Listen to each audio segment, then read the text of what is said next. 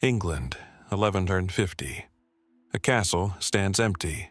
No siege, no fire, no bodies, just silence. 300 years later, a king's tomb is opened, and it's empty too.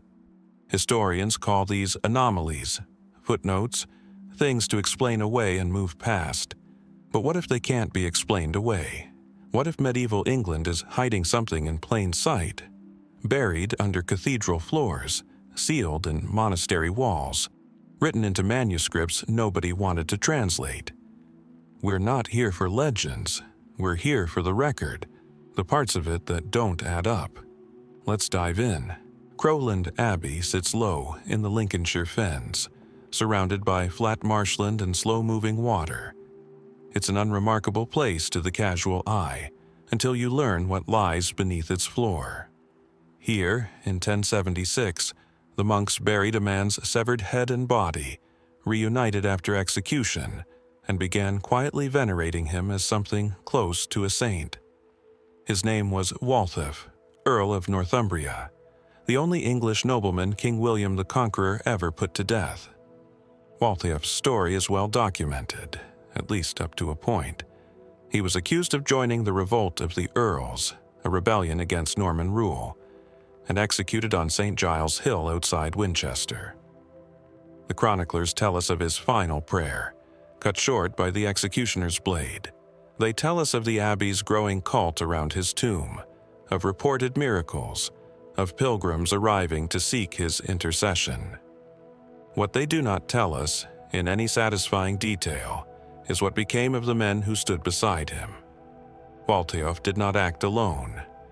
A rebellion of that scale required followers, thegns, retainers, men who had sworn loyalty to him in the old English way, a bond that predated Norman feudalism and meant something different, something deeper.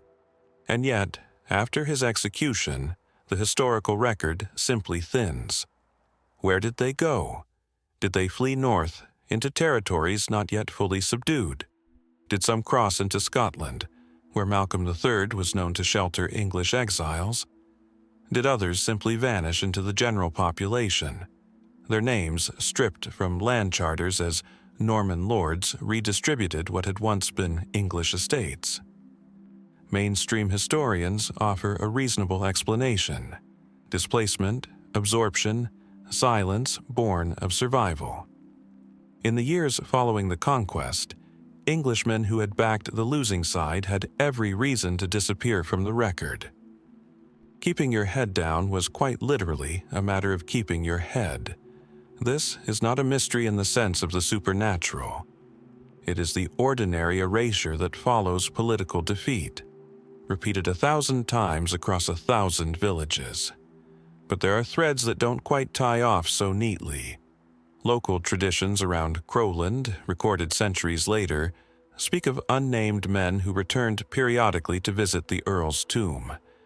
Not pilgrims in the religious sense, but something closer to mourners keeping a vow. Who were they, if the Loyalists were supposed to have been scattered or assimilated? Some fringe historians have pointed to persistent pockets of resistance in the fens and the north that seem to echo Waltheof's old networks of loyalty, decades after his death, though whether this reflects genuine continuity or simple coincidence of geography remains entirely unproven. Then there is the matter of the abbey itself, and the monk's curious insistence on his sanctity in defiance of the Norman establishment that had ordered his death. Was this genuine religious conviction, or something closer to an act of quiet, coded resistance? A community preserving the memory of a cause that could no longer be spoken of openly? We may never know how many of Waltheof's followers escaped, how many were quietly punished, or how many simply chose to disappear into a New England they no longer recognized. The fens keep their own kind of silence, and somewhere beneath the weight of 9 centuries, the fate of those who stood with Waltheof remains an open question, one the record was perhaps never meant to answer.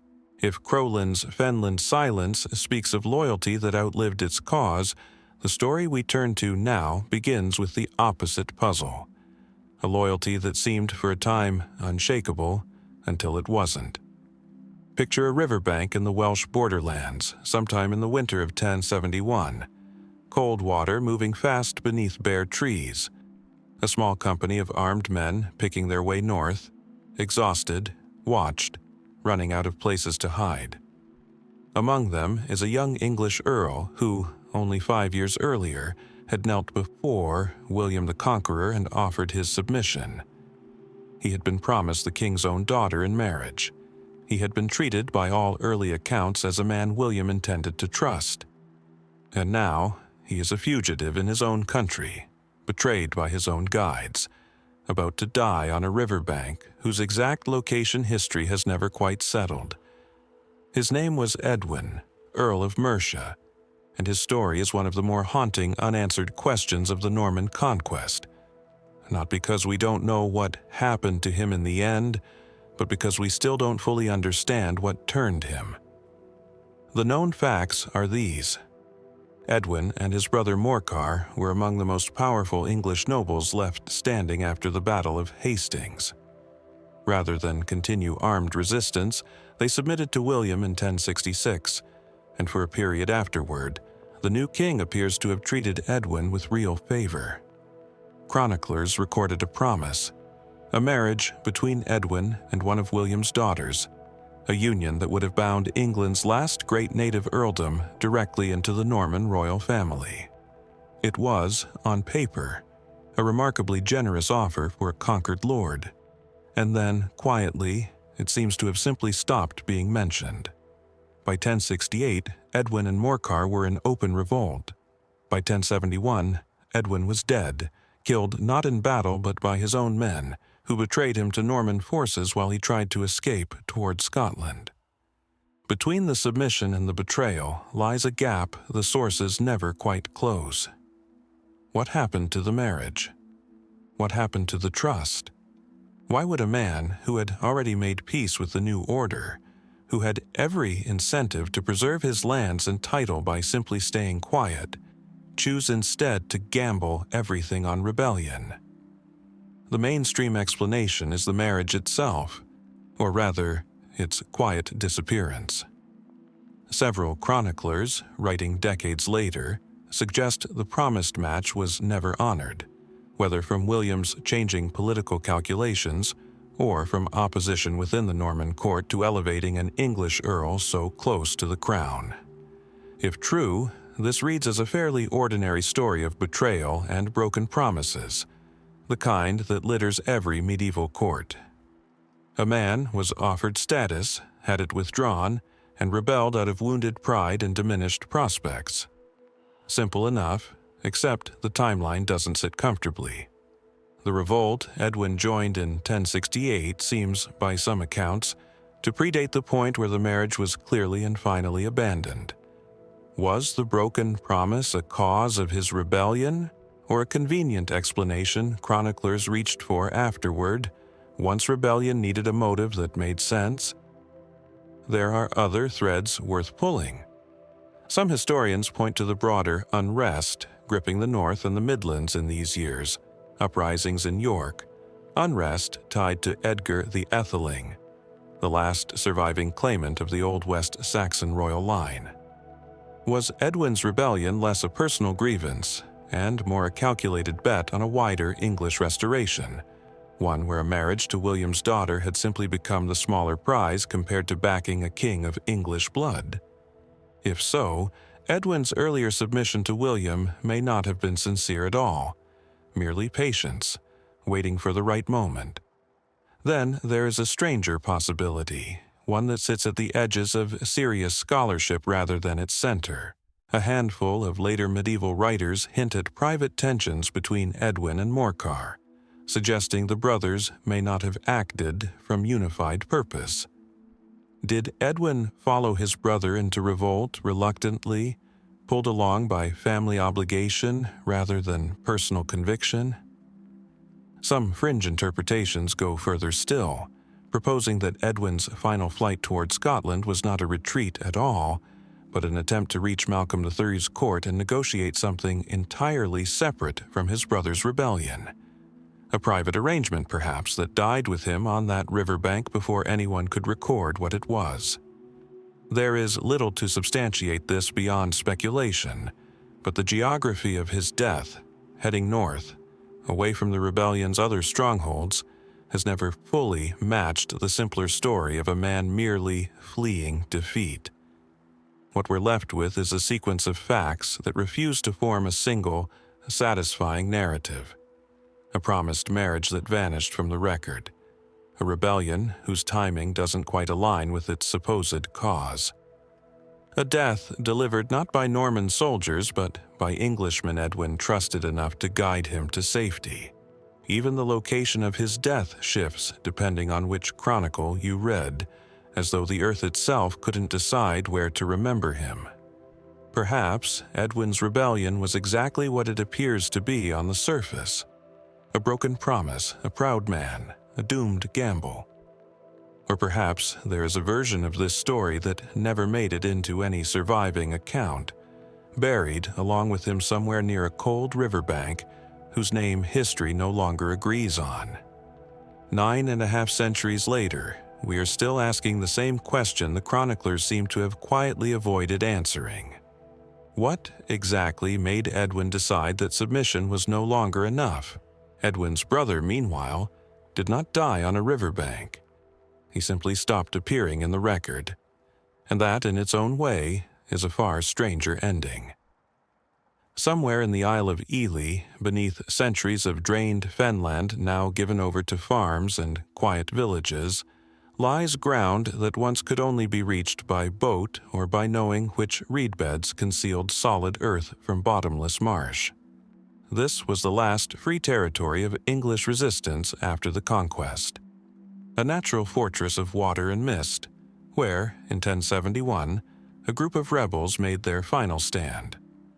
Among them was Morcar, Earl of Northumbria, brother to the ill-fated Edwin, and one of the last great English nobles still standing against Norman rule. He surrendered that year, and then, for all practical purposes, he vanished, not into death, but into something historians have never been able to fully account for. The known facts are sparse but firm. Morcar and Edwin had risen together against William the Conqueror in the years following Hastings, two brothers whose family had once rivaled the House of Wessex for influence over England. After Edwin's death in 1071, Morcar retreated to Ely to join the resistance gathering around Hereward the Wake, one of the last organized pockets of English defiance. When Ely fell, Morcar surrendered to William and was taken into custody, not executed, not publicly humiliated in the way conquered rebels so often were, but imprisoned. The Anglo-Saxon Chronicle notes his capture, and then the trail begins to thin in a way that feels less like history forgetting a man and more like a man being deliberately erased from it.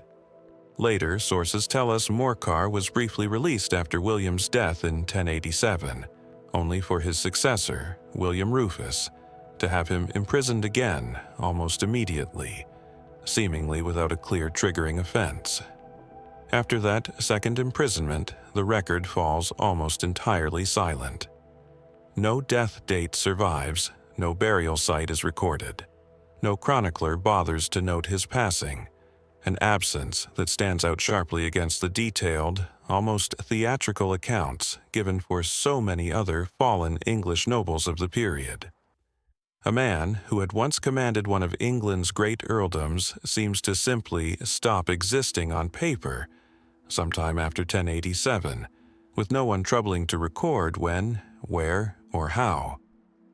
Why would a chronicle culture so attentive to noble deaths, so willing to record the fates of far less significant men, go quiet on Morcar specifically?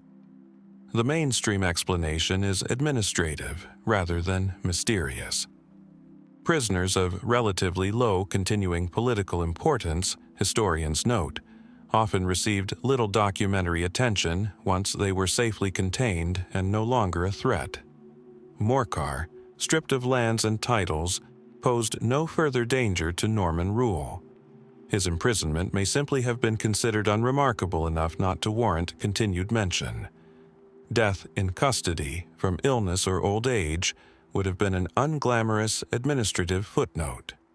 Hardly the kind of event that inspired chroniclers reaching for dramatic material elsewhere. This reading treats Morcar's disappearance as bureaucratic neglect rather than deliberate concealment. He mattered enormously in 1071 and mattered increasingly less with every year that passed afterward, until finally he didn't matter enough for anyone to note his death at all. But some details resist this tidy explanation. The decision by William Rufus to re-imprison Morcar almost immediately after his father's death is, on its own, an unusual act. Why take a man who had already spent over a decade in custody, a man stripped of every meaningful power base, and treat his freedom as urgent enough to reverse within days of a coronation? Some historians have suggested this points to Morcar retaining some form of residual influence or symbolic importance, perhaps among the remaining English nobility, perhaps as a rallying point for lingering resentment toward Norman rule, significant enough that a new, insecure king felt he couldn't risk leaving him free. If that's true, the silence that follows becomes considerably more curious.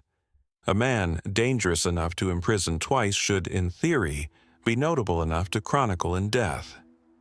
At the further edges of speculation, a handful of historians and antiquarians have floated the possibility that Morcar's fate was left deliberately unrecorded, not through neglect, but through design. Was there something politically inconvenient about his continued existence, or his eventual death, that made silence the safer choice for those keeping the official record? Did he die in a manner or under circumstances that reflected poorly enough on his captors that omission served everyone's interests? There is no solid evidence for this beyond the shape of the silence itself, and most serious historians remain cautious about reading too much into an absence that could, after all, simply be the ordinary erosion of interest that swallows so many minor figures of the past. Still, the completeness of it is difficult to ignore. Even the exact prison where he was held in his final years is disputed among the sources that do exist. What remains is a man who once stood among the most powerful nobles in England, who survived rebellion, siege, and 2 separate imprisonments under 2 different kings, only to slip out of the historical record entirely, leaving behind no date, no grave, no final word from a single chronicler. Perhaps the truth is as simple as an unremarkable death in a quiet cell, unworthy of note in an age obsessed with more dramatic endings. Or perhaps something about the last chapter of Morcar's life was considered better left unwritten. 9 centuries on, the question remains exactly where the record leaves it: open, unanswered, and strangely, deliberately quiet. Silence, as we've seen, can hide as much as any battlefield. But 4 years before Morcar vanished into his final imprisonment, there was a moment when the plotting behind England's last great rebellion was anything but silent.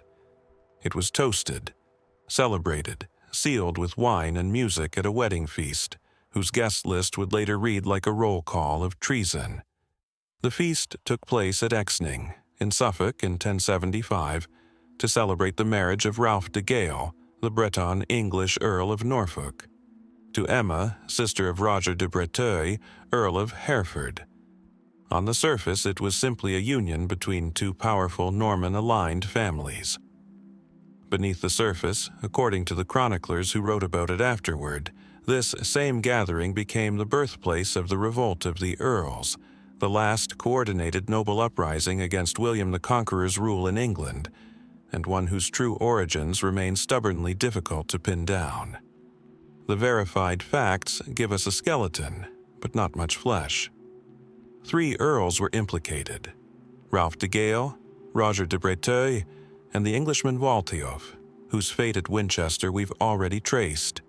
The rebellion aimed, by most accounts, to divide England among the conspirators and possibly depose William entirely, taking advantage of the king's continued absence in Normandy. It collapsed quickly, crushed by loyalist forces before William even needed to cross the Channel himself. Ralph fled to Brittany. Roger was imprisoned for life. Waltheof was executed, and the wedding feast at Exning became, in the chronicles, the symbolic point of origin, the moment where grievance turned into conspiracy. But whose grievance, exactly, and whose conspiracy? The mainstream account treats Ralph de Gale as the primary instigator, a restless and ambitious earl chafing under Norman royal authority despite being himself of Breton Norman stock. This version fits neatly into a story about noble overreach, a powerful magnate deciding he wanted more than a king was willing to grant. Roger de Breteuil, in this reading, was drawn in through family loyalty and his own resentments over reduced authority in his earldom. It's a tidy narrative, personal ambition meeting personal grievance, sealed by a marriage alliance. Yet historians examining the sources closely have noted something curious. Waltheof's involvement doesn't fit the pattern nearly as well. Waltheof was, by most contemporary accounts, a man who had made genuine peace with Norman rule. He had married into William's own family, held on to his earldom through the turbulent years after Hastings, and shown no prior pattern of the kind of restless ambition attributed to Ralph. So, why would he risk everything to join a rebellion that, on paper, offered him considerably less certainty than the position he already held? Chroniclers close to the event suggest he was persuaded, even pressured, at the wedding feast itself. Swept into an oath after drinking, bound by honor once the commitment was made, unable to withdraw without appearing a traitor to men he'd sworn loyalty to only hours before. It's a compelling image. It's also almost impossible to verify, resting as it does on later retellings, eager to explain why a seemingly loyal earl ended up beheaded for treason. This is where the mystery deepens rather than resolves. If Waltheof was reluctant, even trapped, who applied the pressure, and why did they need him specifically? Some historians have pointed to Waltheof's continued popularity among the English population as the likely answer. A rebellion led purely by two Norman-aligned earls risked looking like exactly what it was: a Norman power struggle, unlikely to draw meaningful English support. Waltheof's presence, by contrast, offered legitimacy, a genuinely respected English name attached to the cause. Was he recruited not for his ambition, but specifically because he had none, because his reluctance and his reputation made him the perfect figurehead to rally support the other conspirators couldn't generate on their own?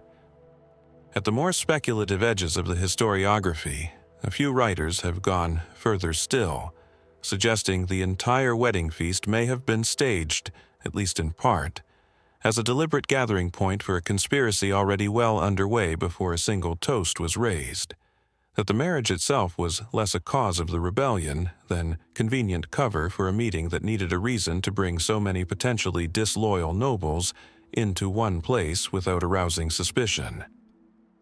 Under this reading, the spontaneous, wine-soaked plotting described by the chroniclers becomes a kind of after-the-fact simplification, smoothing over a longer, quieter process of recruitment and negotiation that left no paper trail because it was never meant to.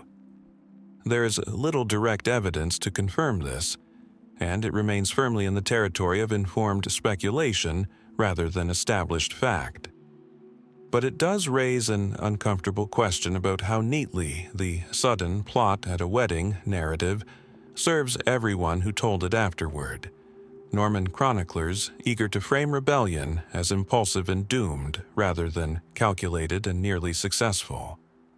What we're left with, in the end, is a rebellion with a clear beginning in the historical record and a deeply uncertain beginning in reality. Was it Ralph's ambition, Roger's resentment, or something else entirely that turned a wedding feast into the seed of England's last major noble uprising? And what does it mean that the one man whose participation seems hardest to explain was also the only one who paid for it with his life? The wine has long since dried at Exning, But the question of who truly lit the fire that day has never quite been answered. If Exning shows us a conspiracy hidden behind a celebration, our next stop takes us somewhere the violence was never hidden at all. It happened in the open, in the heart of a city, and somehow that only makes what followed harder to explain. Durham sits on a steep, wooded peninsula formed by a bend in the River Wear, a natural fortress that has drawn settlement and defense for over 1,000 years. Today, it's crowned by a cathedral and castle rising dramatically above the water, one of England's most striking skylines. But in the winter of 1069, the streets below that peninsula became the site of a massacre so complete and so swiftly avenged that historians still debate exactly how it began, and why the man at its center walked so willingly into what should have been an obvious trap. The known outline is stark. Robert de Comines had been appointed Earl of Northumbria by William the Conqueror, tasked with bringing the fiercely independent North under Norman control. He arrived in Durham with several hundred men, expecting to establish his authority the way Norman lords typically did elsewhere in England, through presence, force, and the simple assumption that resistance had already been broken. Durham, at that point, seemed conquered in name, if not entirely in spirit. Robert and his men settled into the town for the night. By morning, nearly all of them were dead, cut down by a furious uprising of local Northumbrians who surrounded the town before dawn and killed everyone they found, reportedly including Robert himself, burned alive inside the house where he had taken shelter. The mainstream account treats this as a straightforward, if brutal, story of local resistance meeting Norman overconfidence. Northumbria had never fully reconciled itself to outside rule, Norman or otherwise, and Robert's arrival, with a force large enough to intimidate but not large enough to truly dominate a hostile population, was read by the locals as an opportunity rather than a threat. Contemporary chroniclers suggest warnings were given and ignored, that Robert was told the town would rise against him and dismissed the threat as native bluster, the kind of empty grumbling Norman lords had grown accustomed to hearing and overriding throughout England. Under this reading, his death becomes almost inevitable, a predictable consequence of misjudging a population that had been simmering for exactly this opportunity. But the specifics resist such a clean explanation the closer you look at them. Why, for instance, did such a substantial force, numbering in the hundreds by most accounts, allow itself to be so completely surrounded and destroyed without, it seems, any real defense being mounted?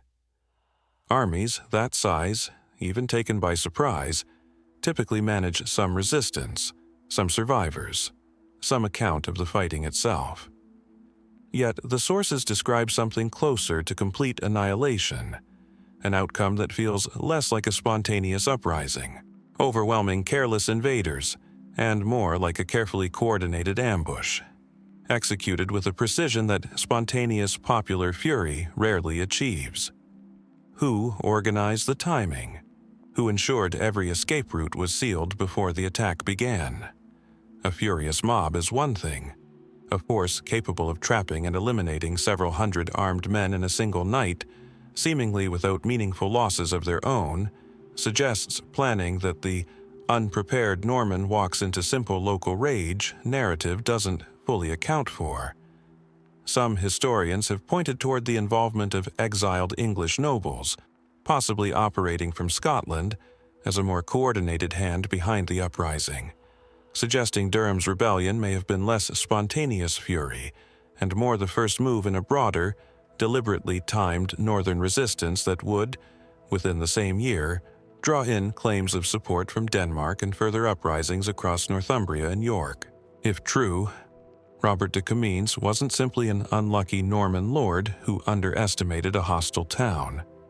He may have been a deliberately chosen target, his arrival anticipated and used as the spark for a wider rebellion already being planned before he ever crossed into Northumbria.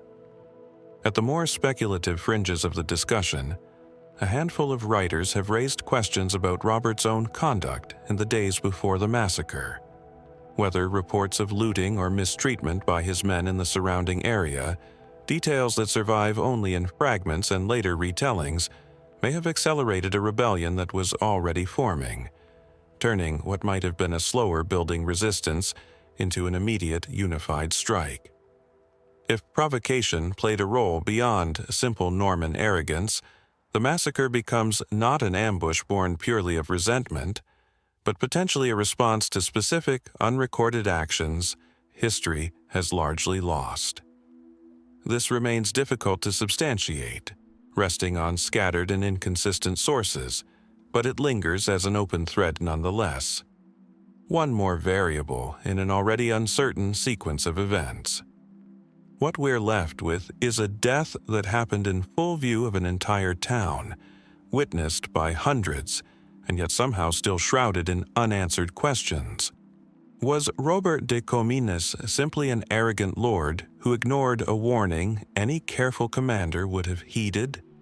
Or was he the target of something larger and more deliberately orchestrated than a single town's fury, the opening move in a resistance that had been quietly gathering long before he ever set foot in Durham? The steep peninsula still stands where it always has. The river still bends the same way it did that winter night. But exactly what set Durham ablaze, and who truly lit the first spark, remains a question the surviving record was never quite willing to answer in full. Durham's massacre was answered, in time, by something far larger and far colder than a single night of violence. A response so devastating that its scars can still be read in the soil itself, nearly 1,000 years later. Open the Domesday Book to almost any entry for Yorkshire, and a pattern emerges that unsettles historians to this day. Village after village listed simply as wasta, waste, empty, valueless. No population recorded, no livestock, no productive land, only a single grim word repeated across page after page, describing a landscape that, less than 2 decades before William the Conqueror's survey, had been thriving farmland supporting thousands of ordinary lives.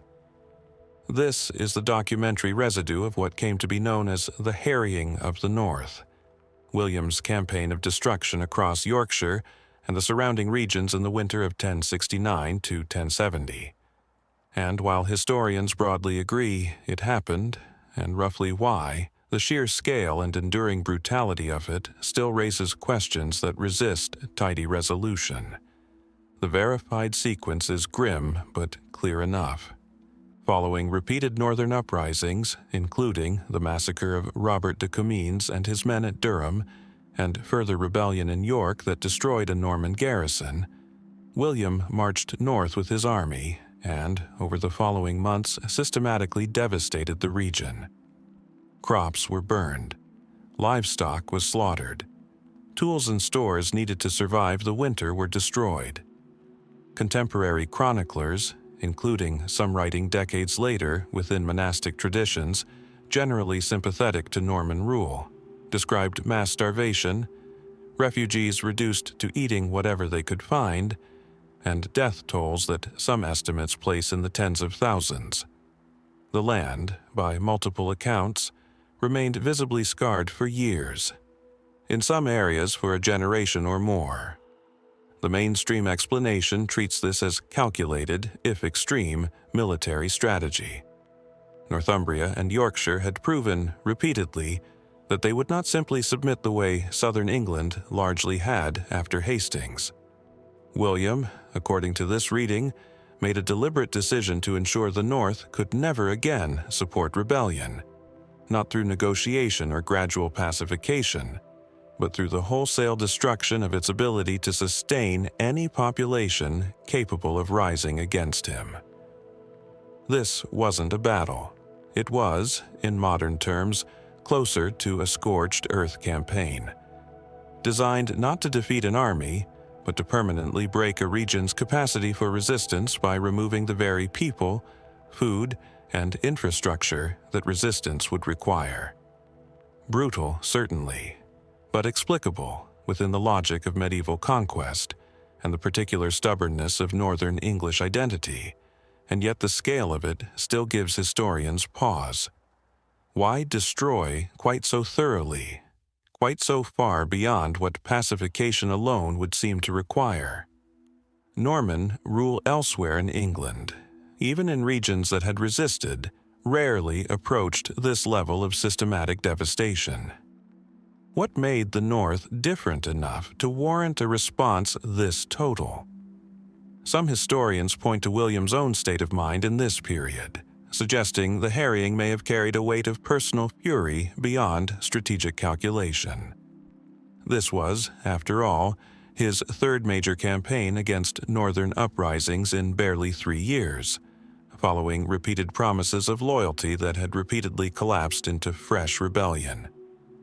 Was this, at least in part, an act of exhausted, humiliated rage from a king who had grown tired of northern promises he no longer believed, determined to remove the problem permanently rather than manage it indefinitely? If so, the harrying becomes not purely strategic doctrine, but something closer to a very personal reckoning, carried out on an entire region's population. Others have raised a different, more structurally minded theory that the devastation served a purpose beyond punishment or deterrence, functioning instead as a deliberate mechanism of dispossession. An empty, wasted north was a north easily redistributed to loyal Norman lords without the complication of existing populations, existing claims, existing loyalties tied to the land. Under this reading, the destruction wasn't simply collateral to pacification. It was, at least partly, the point, clearing the region to make way for a new Norman aristocracy that could be planted without negotiating around the people already living there. The devastating consistency with which Wasta appears beside land later recorded under new Norman ownership has struck some as more than coincidence, though establishing clear intent behind that pattern remains difficult across 9 centuries of distance. At the more speculative edges of the discussion, a handful of writers have questioned whether the chronicled death tolls and the totality of the destruction may have been somewhat exaggerated by later monastic writers eager to cast William as a figure of almost biblical, apocalyptic punishment, a narrative device more than a precise record. This remains a minority position, and the archaeological and documentary evidence for genuine, widespread devastation is substantial. But it raises a fair question about how much of what we understand as the harrying's scale reflects direct historical fact, and how much reflects the storytelling instincts of writers working generations later, shaping a conqueror already becoming legend in either direction, savior or destroyer, depending on who held the pen. What remains beyond dispute is the land itself, and what the Domesday Survey found there years afterward, a north still measurably emptier, still measurably poorer than it had been before William marched into it with fire. Was this simply the brutal but rational logic of medieval conquest, applied without restraint to a region that would not stop resisting? Or does the sheer completeness of the destruction point towards something more personal, more deliberate, than strategy alone can fully explain? The word Wasta, repeated so many times across those old survey pages, still asks a question the chroniclers never quite finished answering. Amid all this fire and devastation, there is one figure who moved through the wreckage of the old English order and somehow emerged, quietly, on the other side. And her survival may be the most curious puzzle of them all.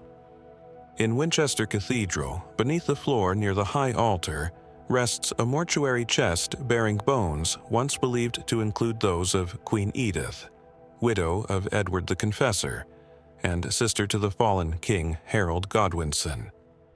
It's an easy detail to pass over in a building filled with royal remains, but her presence there, treated with quiet royal dignity years after the conquest that destroyed nearly everyone she was related to by blood, is itself a small mystery worth sitting with. How did she end up resting in peace, honored rather than erased, when almost every man in her family died fighting the very king who allowed her that peace. The known facts of Edith's life are reasonably well documented, at least on the surface. She was the daughter of Godwin, Earl of Wessex, sister to Harold, and wife to Edward the Confessor, making her Queen of England during the years leading directly into the succession crisis of 1066. When Harold died at Hastings and William took the throne, Edith did not flee, did not join resistance movements, and was not imprisoned or stripped of her considerable landholdings the way so many other members of the old English aristocracy were. She retained substantial estates, moved freely between Winchester and the royal court, and by most surviving accounts lived out her remaining years in comfort until her death in 1075, receiving what appears to have been a genuinely respectful royal burial from the same Norman king who had killed her brother and dismantled the world she'd been born into. This is, on its face, deeply strange. Why would William, who treated so many surviving English nobles with suspicion, exile, or outright violence, extend this kind of unusual tolerance to the sister of the man he'd just deposed and killed? The mainstream explanation centers on pragmatism rather than sentiment. Edith held vast personal wealth and land, much of it acquired through her marriage to Edward, and displacing her outright risked both administrative complications and unnecessary provocation of a population William was still working to pacify. Some historians suggest her continued comfortable status also served William's broader narrative needs. He had, after all, justified his invasion partly through a claimed promise from Edward the Confessor himself, and treating Edward's widow with visible respect helped reinforce the fiction of legitimate succession rather than naked conquest. Under this reading, Edith's peaceful later years weren't kindness so much as calculated theater, a useful symbol of continuity that cost William relatively little to maintain. But there are details that complicate even this fairly cynical explanation. Edith seems to have retained not just comfort, but genuine influence, appearing in charters and records suggesting an ongoing, active role at court rather than the quiet retirement one might expect from a merely tolerated relic of the old regime. Why would William, so consistently cautious about English nobles retaining any meaningful power, allow the sister of his defeated rival this level of continued relevance? Some historians have proposed that Edith may have functioned as a deliberate bridge figure, someone whose continued visible status helped reassure remaining English nobility and clergy that total annihilation of the old order wasn't the conquest's intent, softening resistance in regions where outright brutality alone might have provoked even fiercer uprisings than the ones William was already fighting. There's also the matter of her relationship with Harold himself in these final years, one that later chroniclers treat inconsistently. Some sources suggest coolness, or even estrangement between Edith and her brother before Hastings, tied to complicated family politics predating the conquest entirely, which some have used to explain why William might have viewed her as sufficiently separate from Harold's cause to warrant different treatment. Was her survival, then, less about William's calculation and more about existing fractures within Harold's own family that made Edith a poor target for reprisal in the first place? The sources are frustratingly thin on the specifics, offering hints of tension without ever fully explaining its origin or depth. At the more speculative edges of the discussion, a few historians have wondered whether Edith may have played a quieter, more active diplomatic role in the transition than any surviving record directly credits her with.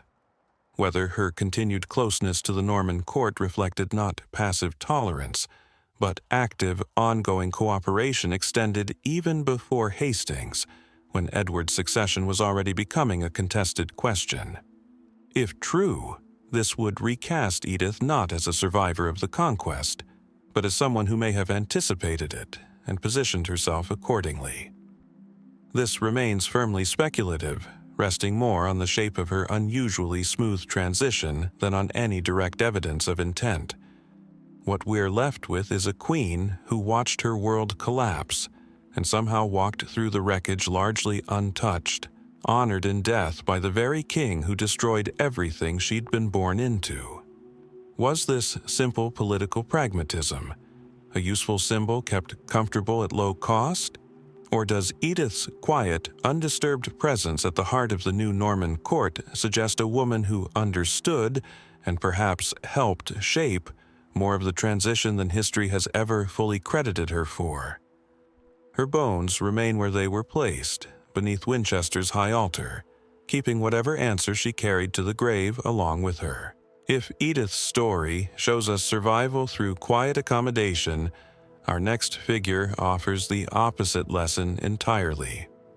A man who rose higher than almost anyone in Norman England, and fell from that height so suddenly and so completely that even his own family seemed uncertain how to explain it.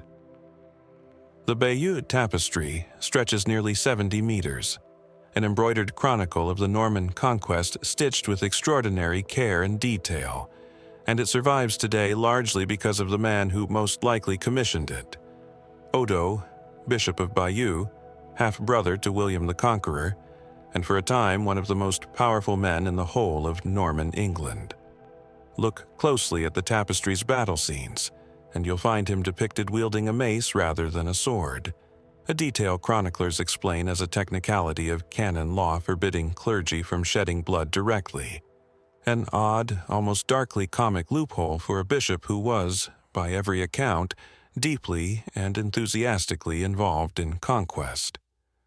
Odo was not a man who did anything by half measures, and that may be precisely what makes his eventual downfall so difficult to fully untangle.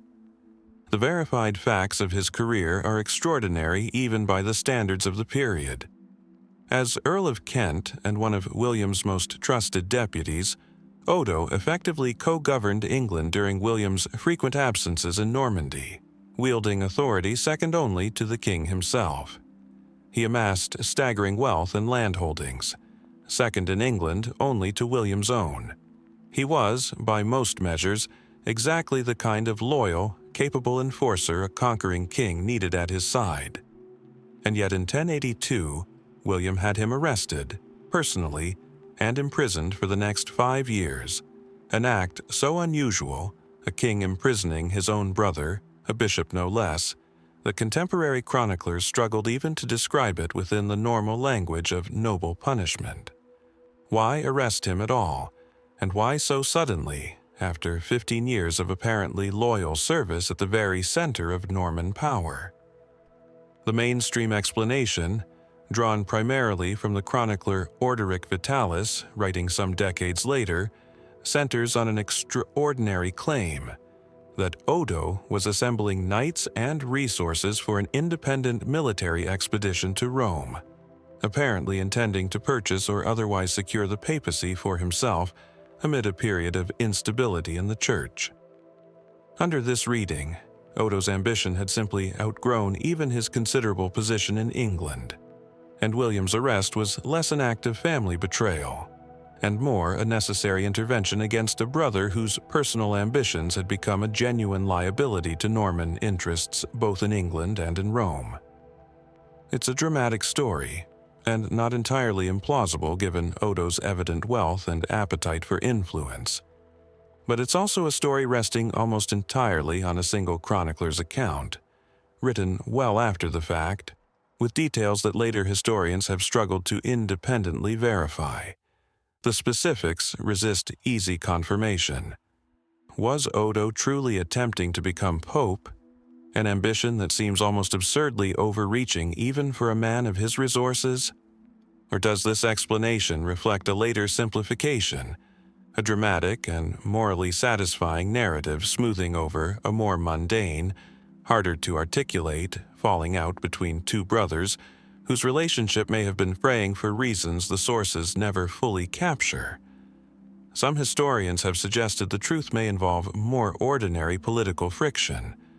Odo's growing independence and wealth in England, potentially beginning to look to William less like loyal service, and more like the foundations of a rival power base, regardless of whether Roman ambitions were genuinely involved.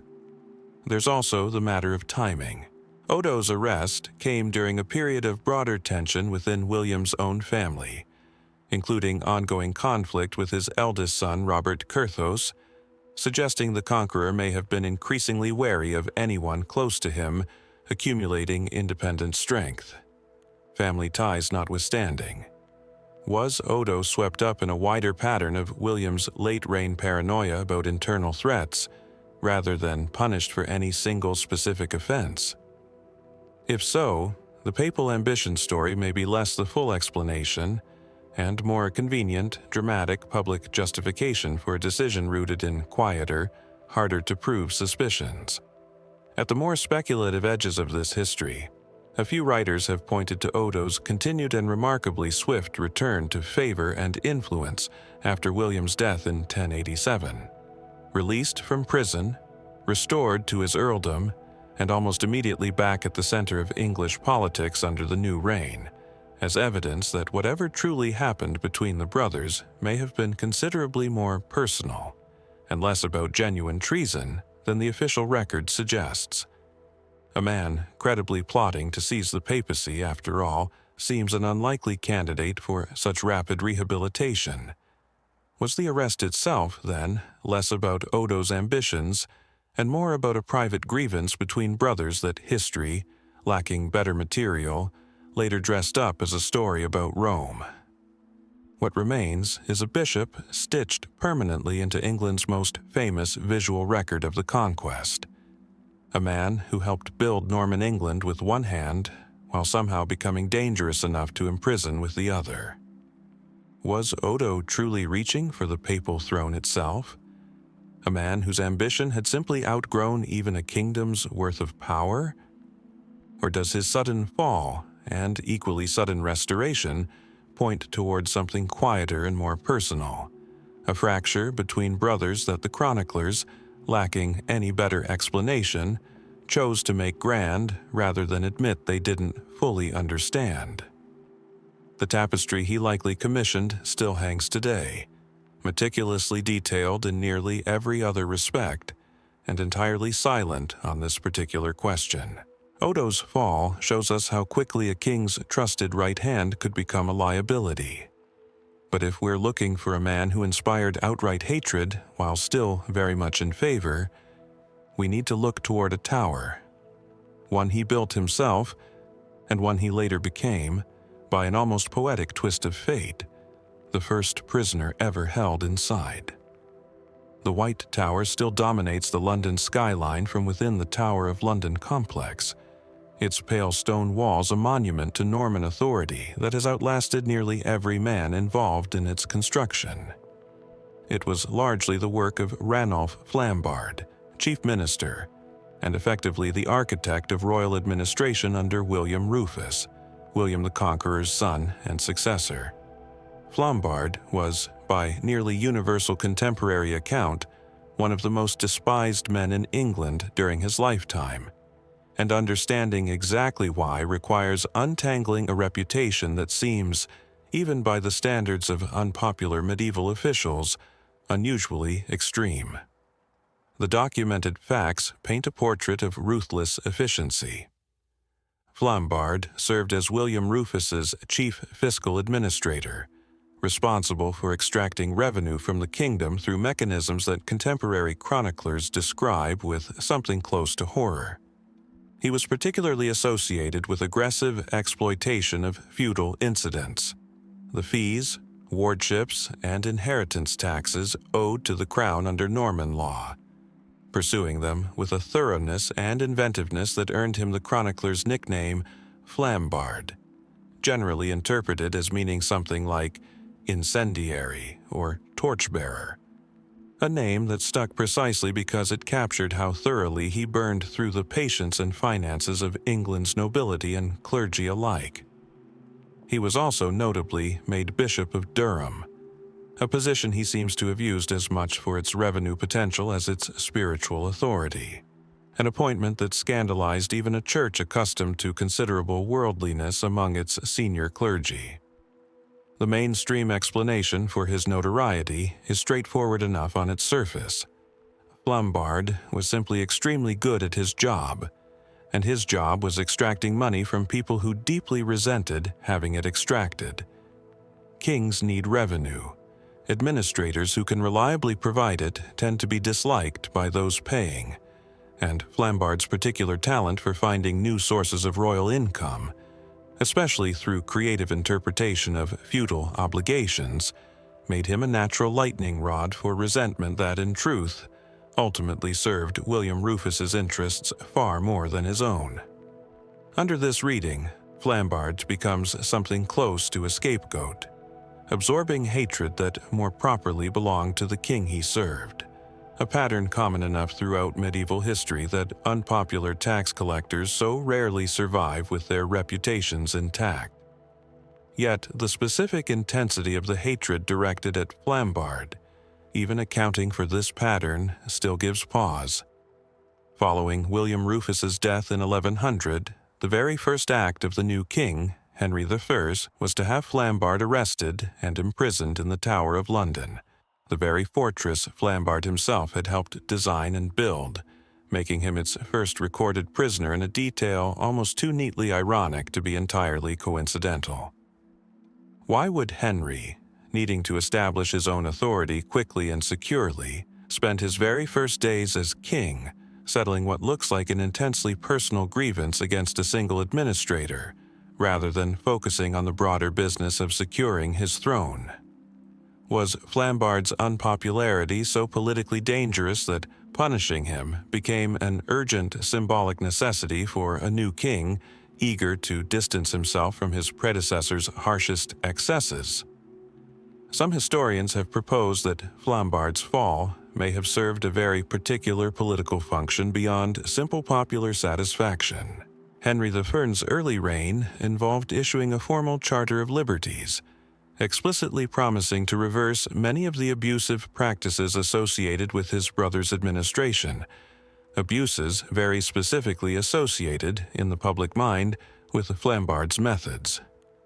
Imprisoning him wasn't merely punishment, it was theater, a visible, symbolic guarantee to the nobility and clergy that the old extractive practices were genuinely over, with the Flambard's very public downfall serving as proof. Under this reading, his hatred wasn't incidental to his usefulness. It was, in the end, exactly what made him valuable enough to sacrifice. There's a stranger detail here too, one that complicates any simple narrative of scapegoating or theater. Flambard's imprisonment in the Tower didn't last. He escaped in 1101, reportedly using a rope smuggled into his cell inside a wine flask, and fled to Normandy, where he became a key advisor to Robert Curthose, Henry's own brother and rival claimant to the English throne. Rather than remaining a broken, disgraced administrator, Flambard resurfaced as a genuine political threat, involved in planning Robert's invasion attempt against Henry the following year. And then, remarkably, following the failure of that invasion and a subsequent reconciliation, Flambard was fully restored to his position as Bishop of Durham, living out the remainder of his life in considerable comfort and continued influence until his death in 1128. This resilience raises its own quiet question. A man, supposedly so universally despised, whose downfall had been staged as necessary political theater, managed not only to escape captivity but to eventually be welcomed back into good standing entirely. Does this suggest the hatred directed at Flambard, however genuine and widespread, was always somewhat more manageable, more political, and less absolute than the chronicler's venomous descriptions might suggest? Or does it simply reveal how thoroughly indispensable his particular administrative talents remained, regardless of how many people wished him ill? What's left behind is a tower he helped build, standing exactly where he left it, a name that became a byword for greed and extraction in his own lifetime, and a career that somehow survived exile, escape, and rebellion against the very king who'd imprisoned him. Was Ranulf Flambard simply the most efficient, and therefore most hated, tax collector medieval England ever produced? Or does his remarkable, repeated survival suggest a man whose reputation for villainy served everyone's purposes a little too conveniently to be taken entirely at face value? The White Tower keeps its silence on the matter, just as it has for 900 years. Flambard escaped disaster by rope and wine flask, slipping through a window into a second act no one expected him to survive. The man we turn to now had no such fortune. His disaster came by water, on a clear November night, off a coastline that should have offered no danger at all. And what sank with him may have taken more than one life down into the dark. The wreck of the White Ship lies somewhere off the Norman coast near Barfleur, its exact resting place never definitively located despite centuries of interest. A vessel that carried down with it not just its passengers, but, in a very real sense, the entire planned succession of the English crown. On the night of November 25, 1120, the ship struck a submerged rock shortly after leaving harbor, capsized in the darkness, and sank within minutes, killing nearly everyone aboard. Among the dead was William Adelin, the only legitimate son of King Henry I, heir to both England and Normandy, and, at the moment the ship went down, the entire future of Henry's carefully constructed dynasty. The verified circumstances are well documented, if genuinely tragic in their apparent randomness. The White Ship was considered one of the finest vessels available, offered to William Adelin and his companions by its captain, Thomas Fitzstephen, whose own father had famously captained the ship that carried William the Conqueror across the Channel in 1066. Accounts describe a young, celebratory crowd, considerable drinking before departure, and a decision to race ahead of King Henry's own ship, which had already left port earlier that evening. In the darkness and apparent overconfidence, the White Ship struck rocks just outside the harbor and sank almost immediately. Of the roughly 300 people aboard, only one survived, a butcher from Rouen who managed to cling to wreckage until morning. William Adelin himself, according to the most widely repeated account, initially escaped in a small boat, only to turn back upon hearing his half-sister's cries for help, an act of loyalty that resulted in the overloaded boat capsizing and drowning everyone in it, including him. The mainstream explanation treats this as exactly what it appears to be: a genuine accident, born of youthful recklessness, excessive drink, and an overconfident crew racing through darkened waters they knew well enough to underestimate. Medieval sea travel carried constant risk, chroniclers note, and disasters of this kind, while catastrophic in their consequences, were hardly unprecedented in their basic mechanics. Under this reading, the White Ship disaster becomes a devastating but essentially random tragedy. Its enormous historical consequences a matter of poor luck, striking precisely the wrong vessel at precisely the wrong moment, plunging England into decades of civil war during the succession crisis that followed, simply because fate happened to place the king's only legitimate heir on that particular ship, on that particular night. And yet the specific texture of the event has left some historians uneasy with pure accident as a complete explanation. Chroniclers note that Henry III himself, along with several of his most senior advisors, declined to board the White Ship despite it being offered to the royal party first, choosing instead to travel on a different vessel entirely. Was this simply routine caution from an aging king? Or did someone close to Henry have specific reservations about that particular ship, its crew, or the circumstances of that night? Reservations serious enough to keep the king himself away, while his heir and much of the young Anglo-Norman nobility boarded anyway? Some historians have pointed to the sheer concentration of losses aboard the White Ship as worth closer examination, not merely William Adelin, but a substantial portion of the young Anglo-Norman aristocracy's next generation, including 2 of Henry's illegitimate children and numerous other nobles, drowned in a single incident. Was this simply the natural consequence of a celebratory young crowd traveling together? Or does the scale of generational loss suggest something closer to a catastrophic, singular vulnerability in Henry's dynastic planning that made the entire succession dangerously dependent on the safety of one voyage, one ship, one night?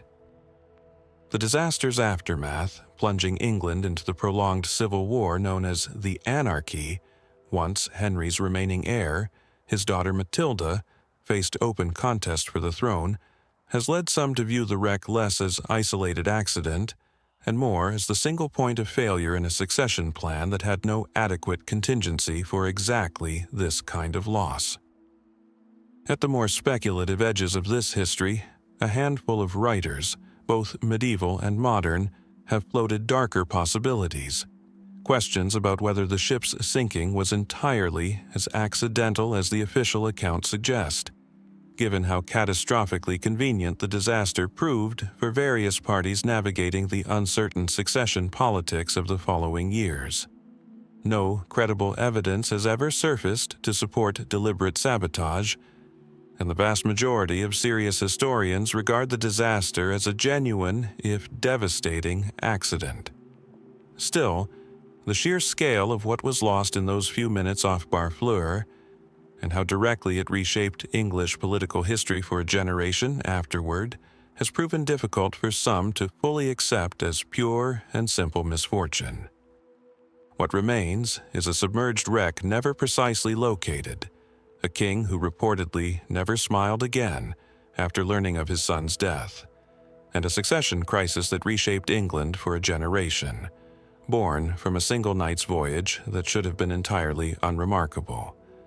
Was the White Ship disaster simply a tragic accident, magnified into historical significance only by the identity of who happened to be aboard? Or does the concentration of loss and the political convenience it created for those left standing afterward deserve a harder second look than history has generally been willing to give it? Somewhere beneath the waters near Barfleur, the wreck keeps whatever answer it might still hold. We left the wreck of the White Ship keeping its silence beneath the waves off Barfleur. But grief, however genuine, has never been the whole of history.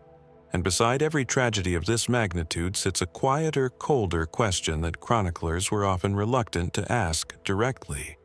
Who was left standing once the waters settled? And what precisely did they gain? Picture the English and Norman courts in the weeks following November 1120, adjusting to news that must have arrived like a slow-motion earthquake.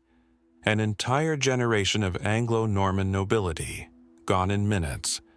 The king's only legitimate son and heir, gone with them.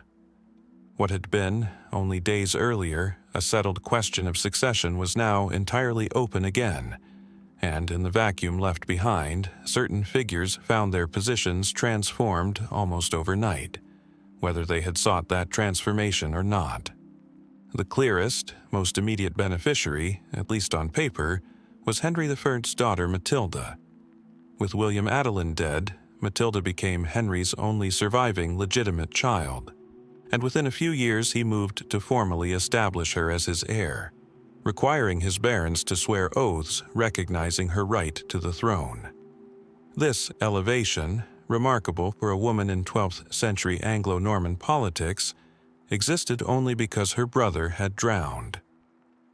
Had William Adelin lived, Matilda's path to any throne would almost certainly have remained closed. Her sudden prominence is, by most historical readings, simply the natural consequence of tragedy reshuffling a limited pool of legitimate heirs, rather than any indication of deliberate design. Still, the shift in her fortunes was so complete, so immediate, that it's worth pausing on before moving further.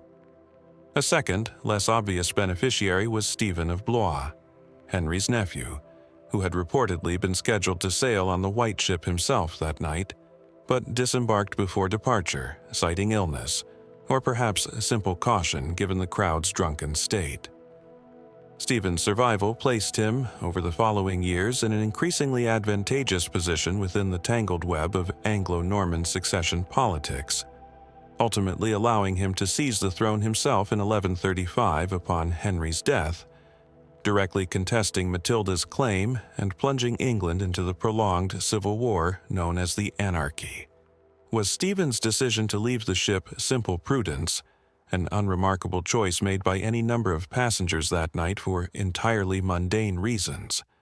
Or did he possess some specific concern about the voyage that others aboard did not share, one serious enough to abandon his place among the young nobility he'd been traveling with? The mainstream historical position treats both cases as coincidence intersecting with consequence, nothing more. Matilda's rise reflects simple dynastic necessity, the only remaining option for a king desperate to secure some continuation of his line. Stephen's survival reflects ordinary caution, the kind any number of medieval travelers might have exercised without any specific foreknowledge, especially given how visibly intoxicated and disorderly the ship's crew and passengers reportedly were before departure. Under this reading, there is no larger design to uncover here, only the ordinary, brutal randomness of history, occasionally rewarding those who happen to make cautious choices on the wrong night, while punishing those who didn't. And yet, the pattern of who was aboard and who wasn't invites a harder look than pure coincidence comfortably allows. Chroniclers note that several other nobles besides Stephen also chose, for various stated reasons, not to board the White Ship that night, despite having initially planned to travel with the young royal party. Was this simply a natural scattering of minor, last-minute decisions, the kind that occur before any large gathering? Or does the specific concentration of politically significant figures who avoided that particular vessel suggest something closer to a shared, unspoken wariness, knowledge or suspicion about the ship, its crew, or the recklessness of that night's planned voyage that never made it explicitly into the surviving record? Some historians have focused less on individual survivors and more on the structural consequences for Henry's barons as a class. With the old settled succession suddenly thrown into uncertainty, the Anglo-Norman nobility found itself in a position of unusual leverage, courted and reassured by a king desperate to secure loyalty to an untested and, for many, unwelcome female heir. Did certain barons recognize, and perhaps quietly welcome, the political flexibility this disaster afforded them? Years of extracted concessions and shifting allegiances made possible precisely because the old certainty had drowned along with William Adelin. This reading treats the White Ship disaster less as a single note of suspicious benefit, and more as a systemic reshuffling that left the nobility, as a whole, considerably more empowered relative to the crown than they had been the week before. At the far edges of speculation, a small number of writers have revisited Stephen of Blois' convenient absence from the ship with particular scrutiny, given how directly and swiftly he capitalized on the succession crisis that followed, ultimately becoming king himself within 15 years. No credible evidence has ever tied Stephen, or anyone else, to deliberate sabotage of the vessel, and the overwhelming historical consensus regards the sinking as accidental. Still, the specific alignment of his survival with his subsequent dramatic rise to the throne has proven difficult for some to view as entirely uncomplicated luck, even as they stop well short of alleging anything more. What remains, ultimately, is a disaster that reshuffled an entire dynasty's future in the space of a single night, leaving behind a small cluster of survivors and near survivors whose subsequent fortunes rose in ways that retrospectively look almost too fitting to be coincidental.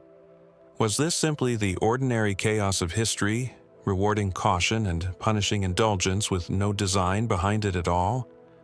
Or does the precise shape of who lived, who declined to board, and who ultimately claimed the throne deserve a more searching look than the comfortable language of accident has generally allowed? The White Ship still lies unrecovered, and the full truth of who truly gained the most from its sinking remains, like so much else from this period, submerged along with it. Stephen took the throne that the white ship's sinking left open, and for nearly 2 decades afterward, England tore itself apart over the question of who truly deserved it. That war has a name, the Anarchy, but names have a way of flattening what they describe, and buried inside this one are countless smaller stories that never made it into the chronicles at all.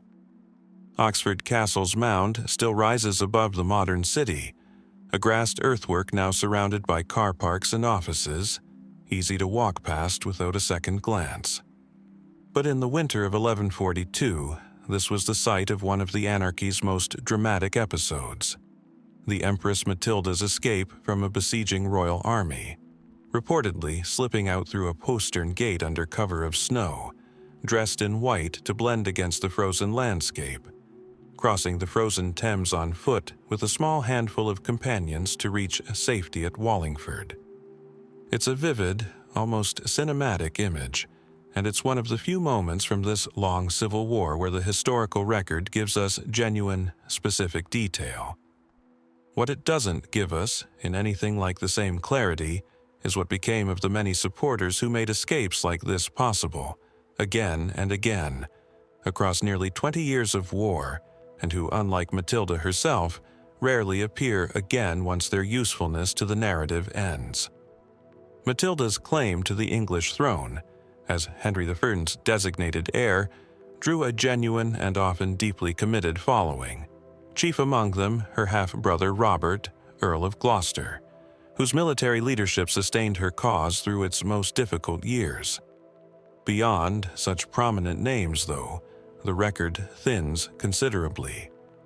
Matilda's cause depended on a wider network of lesser barons, household knights, and local supporters across the west of England and beyond, men who garrisoned castles, provided escorts, and risked their lands and lives on a claim that, for long stretches of the war, looked genuinely uncertain to succeed. When the anarchy finally resolved, not through Matilda's outright victory, but through a negotiated settlement recognizing her son Henry as Stephen's eventual heir, the chronicles largely stop asking what happened to the smaller figures who had carried her cause through its darkest years. The mainstream explanation mirrors what we've seen elsewhere in this period: displacement and quiet absorption. With the succession ultimately resolved through compromise rather than conquest, there was no wholesale settling of scores the way a decisive military victory might have demanded. Many of Matilda's lesser supporters under this reading likely simply returned to ordinary landholding life once the fighting ended, their wartime loyalty becoming politically irrelevant the moment Henry II's eventual succession was secured through negotiation rather than force. This is not, on its surface, a mysterious outcome. Civil wars that end in compromise rarely produce neat records of everyone who fought on the losing side of individual battles, particularly when that side ultimately achieved its broader dynastic goal regardless. But the specific texture of the anarchy resists this tidy closure more than most civil conflicts. Nearly 2 decades of fighting produced enormous regional devastation, particularly in areas where castles changed hands repeatedly, and local lords ruled with near-total autonomy from either royal authority, a period contemporary chroniclers described in famously bleak terms, claiming that Christ and his saints seemed asleep throughout it. Given this level of prolonged local chaos, what happened to the networks of loyalty built up around Matilda's cause in these years? Did they simply dissolve once formal peace arrived, or did some persist quietly, unofficial and unrecorded, in regions where royal authority remained thin for years afterward? Some historians have pointed to the unusual number of adulteran castles, built without royal license during the chaos of the anarchy, many of which were ordered demolished once Henry II finally secured the throne, as physical evidence of local power structures that had developed real independence during the war, entirely apart from either Stephen's or Matilda's formal cause. Were the men who built and held these fortifications genuine ideological supporters of Matilda's claim, or opportunists who used her cause as convenient cover for building personal power that outlasted any loyalty to the succession dispute itself? The demolition orders suggest Henry II viewed these structures, and by extension the loyalties behind them, as a real and lingering problem years after the war's official resolution. Hardly consistent with a conflict whose supporting networks had simply, quietly dissolved. At the more speculative edges of this history, a few writers have wondered whether certain persistent regional resistances to royal authority in the decades following the anarchy, particularly in parts of the West Country where Matilda's support had been strongest, reflect a longer, quieter continuation of her cause's underlying networks, resentments, and loyalties, rather than simple, unrelated local disputes arising independently. This remains difficult to substantiate directly, resting more on geographic overlap and persistent pattern than on explicit documentary evidence connecting later unrest back to specific Matildine loyalists by name. What we're left with, once again, is a familiar shape in this history, a cause with a well-documented figurehead and a poorly documented following. A war that officially ended with compromise but whose human residue, the loyalties and resentments carried by hundreds of lesser participants, was never fully accounted for in any surviving record. Did Matilda's supporters simply fade back into ordinary life once her son secured the throne she never claimed outright herself?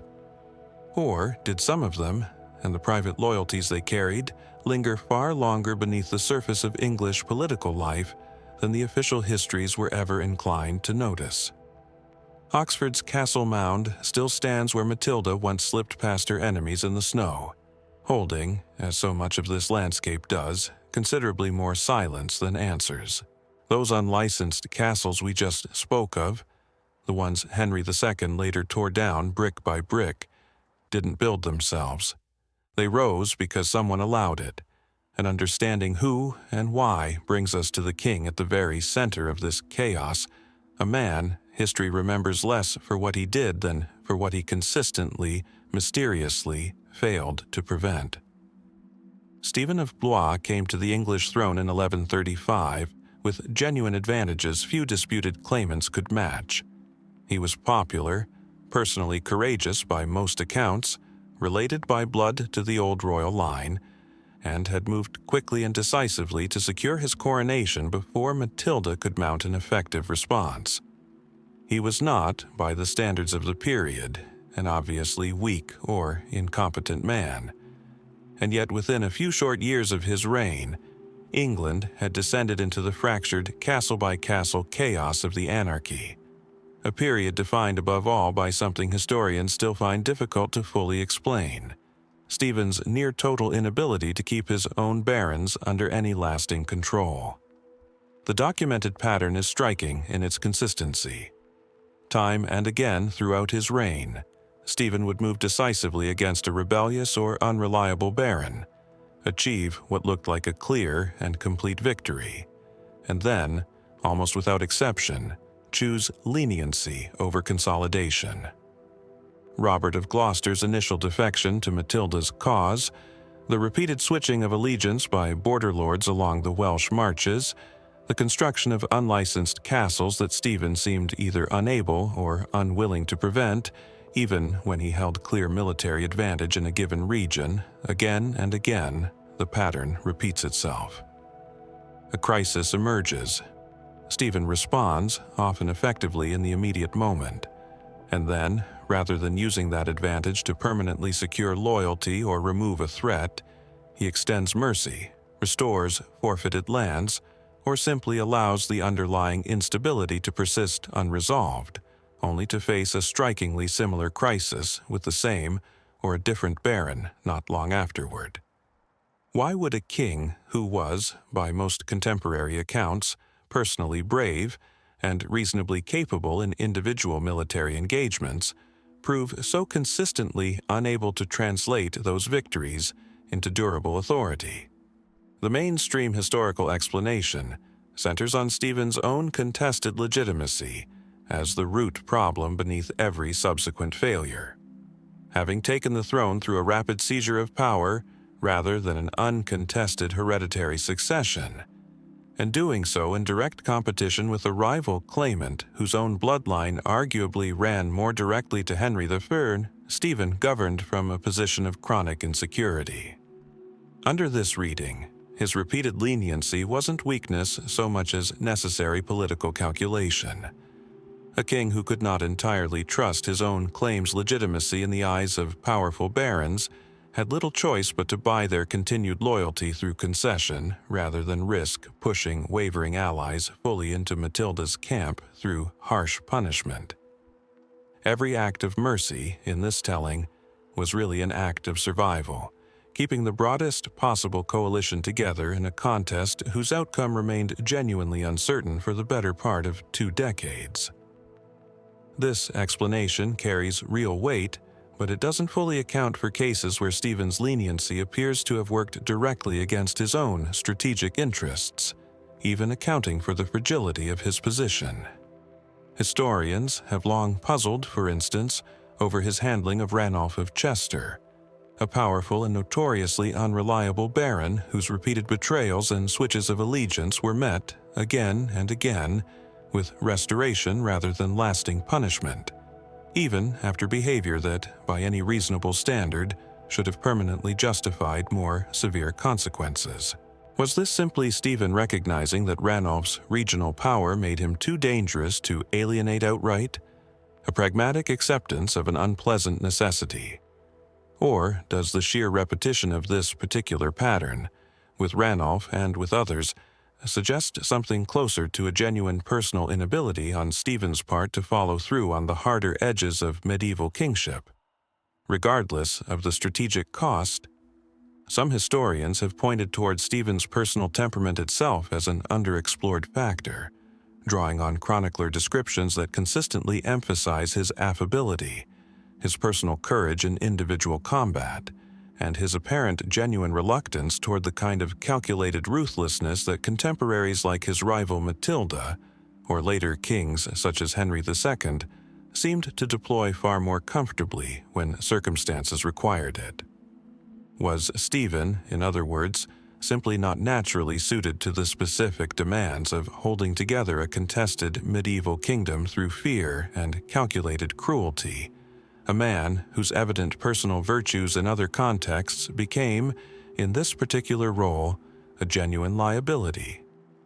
This reading treats the mystery less as a puzzle of strategy and more as a question of character, one the sources hint at without ever quite stating outright, since chroniclers of the period were rarely inclined to frame royal failure in such personal, almost psychological terms. There's also a structural theory worth sitting with, one that shifts focus away from Stephen's individual choices entirely. England's barons, some historians argue, had grown considerably more independent and locally powerful in the decades since the conquest, developing regional power bases substantial enough that no king, regardless of temperament or strategic skill, could have easily forced consistent, lasting obedience without risking a level of prolonged, kingdom-wide conflict that would have been catastrophic regardless of who occupied the throne. Under this reading, Stephen's failures reflect less a personal shortcoming and more a structural inevitability, the natural consequence of a monarchy whose practical authority had simply not kept pace with the accumulated regional power of its greatest lords. Matilda, or any other claimant, might have faced remarkably similar difficulties had circumstances placed them in Stephen's position instead. At the more speculative edges of this discussion, a few writers have wondered whether Stephen's repeated leniency toward specific individual barons, particularly recurring figures like Ranulf of Chester, might reflect private arrangements, debts, or understandings that never made it into any surviving record. Quiet agreements struck outside the visible machinery of royal justice, whose existence would neatly explain patterns of mercy that otherwise look strategically baffling. This remains firmly in the territory of informed guesswork, resting on the shape of an unexplained pattern rather than any direct evidence of specific private dealings. What remains, across nearly 2 decades of civil war, is a king who rarely lost a battle outright and almost never succeeded in translating those battles into lasting control, a contradiction contemporary chroniclers noted with evident bewilderment, even as they wrote from within the chaos itself. Was Stephen's failure to master his barons simply the price of an insecure claim to the throne, a necessary weakness forced upon him by circumstance? Or does the particular, repeated shape of his mercy suggest something more personal, a man whose character, however admirable in isolation, was never quite suited to the singular, unforgiving demands of holding a fractured kingdom together? 9 centuries later, the pattern remains easier to observe than it has ever been to fully explain. If Stephen's mercy toward men like Ranulf of Chester looks strategically baffling from a distance, there was one baron whose relationship with royal favor followed an even stranger arc. A man trusted enough to guard the most fortified place in England, and dangerous enough within a few short years to become the target of a manhunt that ended in a wound so unlikely that even his own chroniclers seemed to hesitate over how to describe it.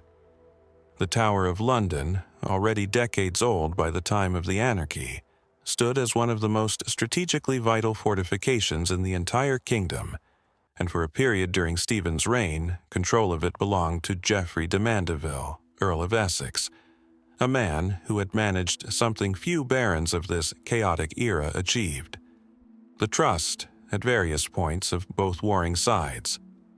Geoffrey held offices and honors from Stephen, then defected to Matilda's cause when her fortunes briefly rose, then found himself arrested by Stephen in 1143 under circumstances contemporary chroniclers describe with unusual vagueness, before finally dying the following year from a wound sustained during a siege, excommunicated by the church, refused Christian burial. His body reportedly left for years in a lead coffin hung from a tree at the temple in London, rather than laid properly to rest. It is one of the strangest endings afforded to any English nobleman of the period, and the path that led there remains, even now, considerably harder to trace than its outcome. The broad sequence of events is documented well enough. Geoffrey had proven himself a valuable, if evidently opportunistic, figure through the early years of the anarchy, switching allegiance between Stephen and Matilda as circumstances shifted, extracting concessions and expanded authority from both sides in turn. In 1143, Stephen suddenly arrested him at court, seemingly without warning, forcing Geoffrey to surrender his castles as a condition of release. Rather than submitting quietly, Geoffrey responded by open rebellion, retreating into the fens and waging a brutal campaign of raids and plunder against the surrounding region, attacking Ramsey Abbey among other targets, before dying the following year of a wound taken during a siege at Burwell, his excommunication for the attack on church property following him even into death. The mainstream account treats Geoffrey's arrest as a preemptive strike against a man Stephen had come to see as fundamentally, irredeemably untrustworthy, someone whose repeated defections had made his continued freedom simply too dangerous to tolerate any longer. Under this reading, Stephen finally applied, if belatedly, the kind of decisive action historians have often found missing elsewhere in his handling of unreliable barons, recognizing in Geoffrey a threat too significant and too consistently disloyal to manage through the usual mechanisms of concession and mercy. Geoffrey's subsequent rebellion, in this telling, becomes a fairly predictable consequence of a cornered, ambitious man with nothing left to lose, choosing open plunder over quiet acceptance of his reduced circumstances. The trouble with this explanation lies in its timing, and in the specific manner of the arrest itself. Contemporary chroniclers note that Geoffrey was arrested not on any battlefield or in the midst of some detected plot, but at Stephen's own court, seemingly while attending in good faith, with no clearly documented triggering offense beyond a general, unspecified suspicion. Why would a man secure enough in his position to attend court openly choose that particular moment for renewed betrayal, if betrayal was genuinely what Stephen suspected? And why does the historical record struggle so consistently to specify exactly what evidence, if any, prompted the arrest in the first place, offering instead only vague chronicler assertions of untrustworthiness that read more like justification after the fact than clear cause established beforehand? Some historians have proposed that the true motivation behind Geoffrey's arrest may have had less to do with confirmed treachery, and more to do with the specific strategic value of the Tower of London itself, control of which Geoffrey held at the time.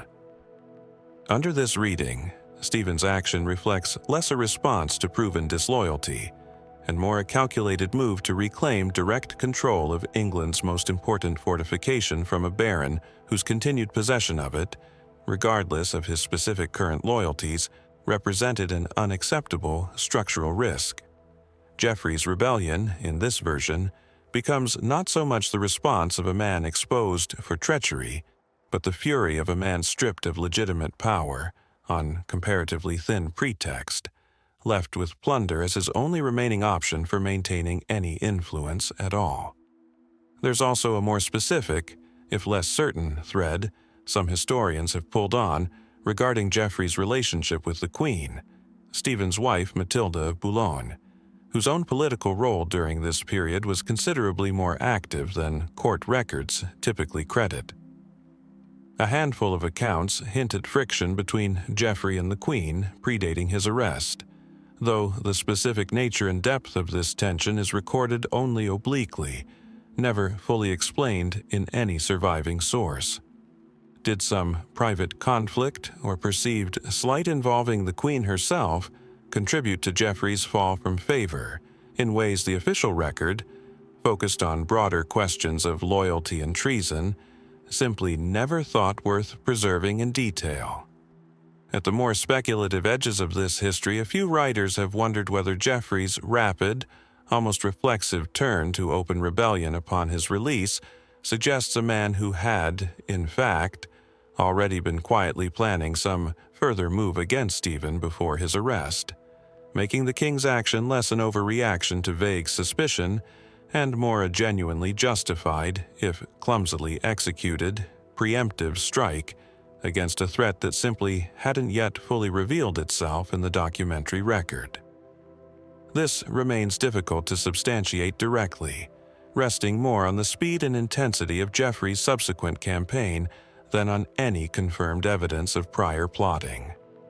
What remains, in the end, is a man who moved between the two great factions of England's civil war with unusual fluidity, arrested under circumstances that even sympathetic chroniclers struggled to fully justify, dead within a year from a wound taken defending plunder rather than any greater cause, his body left hanging in a tree rather than resting in consecrated ground for years afterward.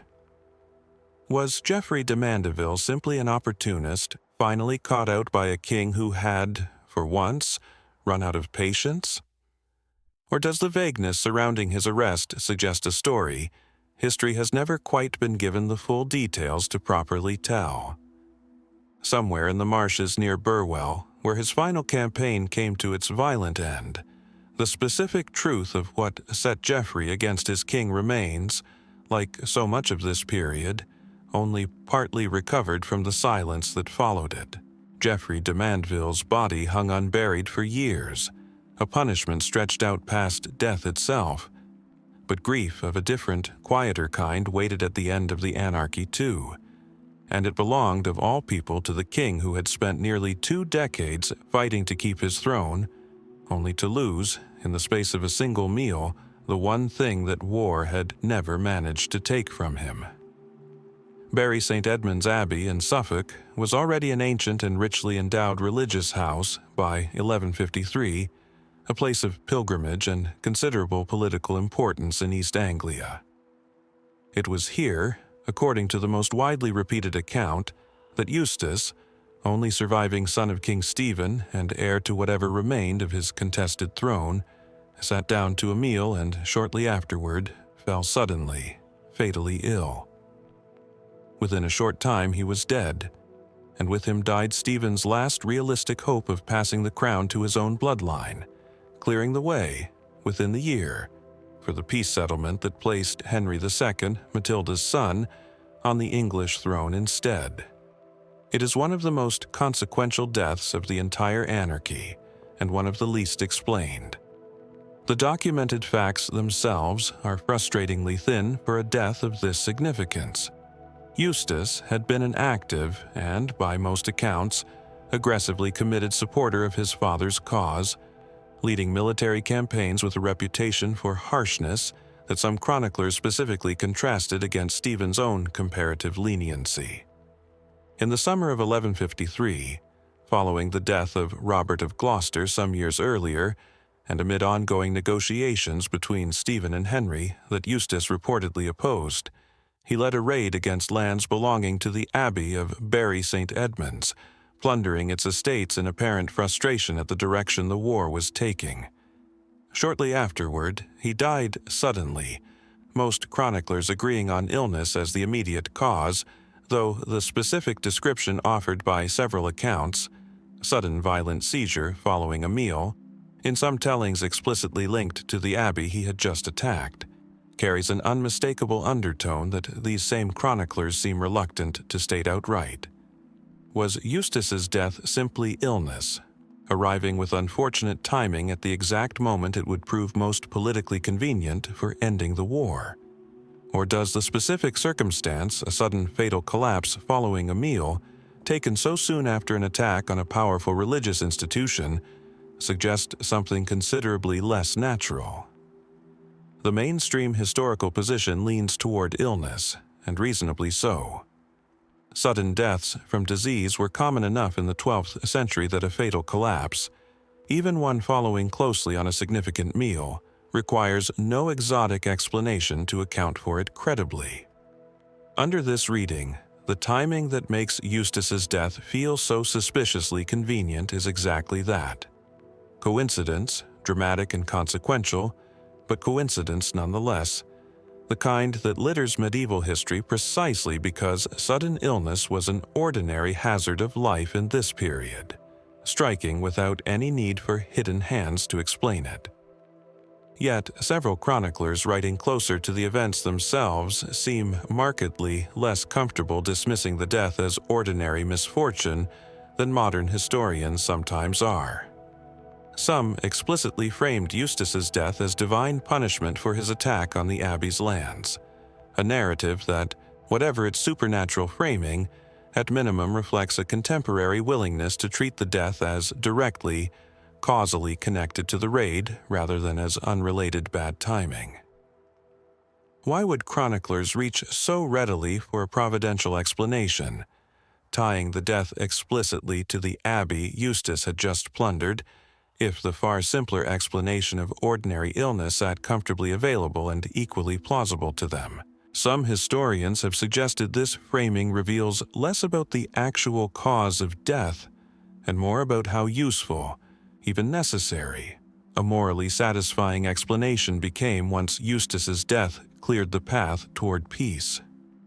A sudden, unexplained illness striking down the one obstacle to ending nearly 2 decades of civil war was, whatever its true medical cause, an outcome so politically convenient that chroniclers, consciously or not, reached for language that gave the death meaning and moral weight, rather than leaving it as the uncomfortable, arbitrary coincidence a purely natural death would otherwise represent. Under this reading, the divine punishment narrative isn't evidence of anything sinister in the death itself, but rather evidence of how badly the exhausted kingdom needed Eustace's death to mean something more than random chance. At the more speculative edges of this history, a handful of writers, both medieval and modern, have raised the possibility of poison. Given the specific combination of a meal, a sudden violent collapse, and a death that arrived at precisely the moment it would most benefit the ongoing peace negotiations Eustace himself was actively working to undermine. No direct evidence supports this beyond the suggestive circumstances themselves, and the overwhelming majority of serious historians continue to favor natural illness as by far the most plausible explanation, consistent with how sudden deaths from disease were routinely described throughout this period, regardless of their political convenience. Still, the specific alignment of Eustace's death with the interests of a peace process he opposed, arriving so soon after he had made himself an enemy of a powerful abbey with resources and motivations of its own, has proven difficult for some to set aside entirely as pure coincidence. There's a final, quieter dimension to this mystery worth sitting with: Stephen's own reaction. Chroniclers describe a king visibly, deeply altered by his son's death, his fighting spirit reportedly broken in a way even years of inconclusive civil war had never managed to achieve. Within months, Stephen agreed to the Treaty of Wallingford, formally recognizing Henry as his heir, and effectively ending the war his son had died still trying to win. Was this simply the grief of a father who had lost his only remaining son, finally exhausted past the point of continuing a fight that no longer had a clear purpose? Or did Stephen's own swift capitulation reflect some private understanding of his son's death that never made it into any chronicle, a knowledge that shaped his sudden willingness to abandon a cause he had defended for 18 years? What remains is a death that arrived at precisely the moment history most needed it to arrive, framed by contemporaries in language suggesting divine justice rather than misfortune, and followed almost immediately by the collapse of a war that had seemed, until that point, genuinely unresolvable. Was Eustace simply unlucky, felled by an illness whose timing changed the course of English history purely by accident? Or does the shape of his final days, the abbey he plundered, the meal he shared, the sudden collapse that followed, deserve the same lingering suspicion the chroniclers themselves seemed unable to fully set aside? Bury St. Edmund's still stands today, its old walls holding, as so much of this landscape does, considerably more than it has ever been willing to explain. Stephen's grief at Bury St. Edmund's ended one story of a father and a broken cause. The story we turn to now begins with something closer to the opposite. Not a father losing a son, but a king who once called another man his closest friend, and would end by having him cut down on the floor of his own cathedral. Canterbury Cathedral's northwest transept still bears a small, unassuming marker on the stone floor, marking the spot where, on the evening of December 29, 1170, 4 knights acting in the name of King Henry II struck down Archbishop Thomas Becket in front of his own monks, his blood reportedly spattering the surrounding stone in a killing so shocking that it echoed across Christian Europe almost immediately. Becket would be canonized within 3 years, his shrine becoming one of the most visited pilgrimage sites in medieval England. Henry, meanwhile, would perform public penance, walking barefoot through Canterbury and submitting to ritual scourging by monks, a king humbling himself before the memory of a man he had once elevated above almost anyone else in his kingdom. The broad facts of what happened are not in serious dispute. What remains far harder to pin down is exactly how, and precisely why, a friendship this close curdled into violence this total. The documented relationship between Henry and Becket began, by most contemporary accounts, as something genuinely unusual in its warmth. Henry made Becket his chancellor in 1155, and the two men reportedly grew close in a way that transcended ordinary royal patronage, sharing both serious governance and, by some accounts, considerable personal enjoyment of each other's company. When the Archbishopric of Canterbury fell vacant in 1162, Henry pushed for Becket's appointment specifically because he expected the position to remain, in practice, an extension of royal will, a loyal ally now occupying the most powerful ecclesiastical office in England. It was, by most historical readings, meant to solve a problem Henry had been navigating throughout his reign: the persistent tension between royal authority and the increasingly assertive independence of the English Church. Instead, something shifted almost immediately. Upon becoming Archbishop, Becket resigned the chancellorship, a position Henry had evidently expected him to retain, and began defending ecclesiastical privilege and church independence with a rigor that seemed to startle everyone who had known him as the king's compliant ally. Over the following years, the relationship deteriorated through an escalating series of confrontations, most significantly over the constitutions of Clarendon, Henry's attempt to formalize royal authority over clergy accused of crimes, which Becket initially seemed to accept before reversing his position and refusing to formally endorse the document.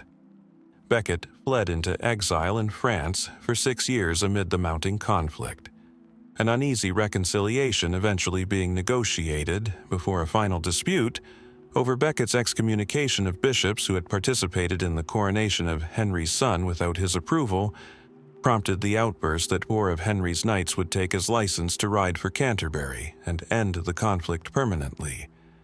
The mainstream explanation for Henry's fury centers on straightforward political betrayal, magnified by the personal intimacy the two men had once shared.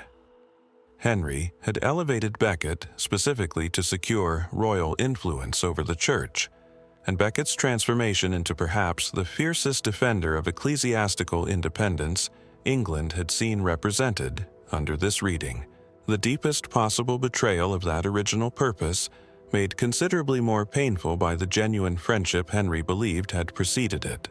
A king who had trusted a friend with extraordinary power, only to watch that friend turn that same power directly against him, might reasonably be expected to respond with an intensity that a purely political disagreement with a stranger would never have produced.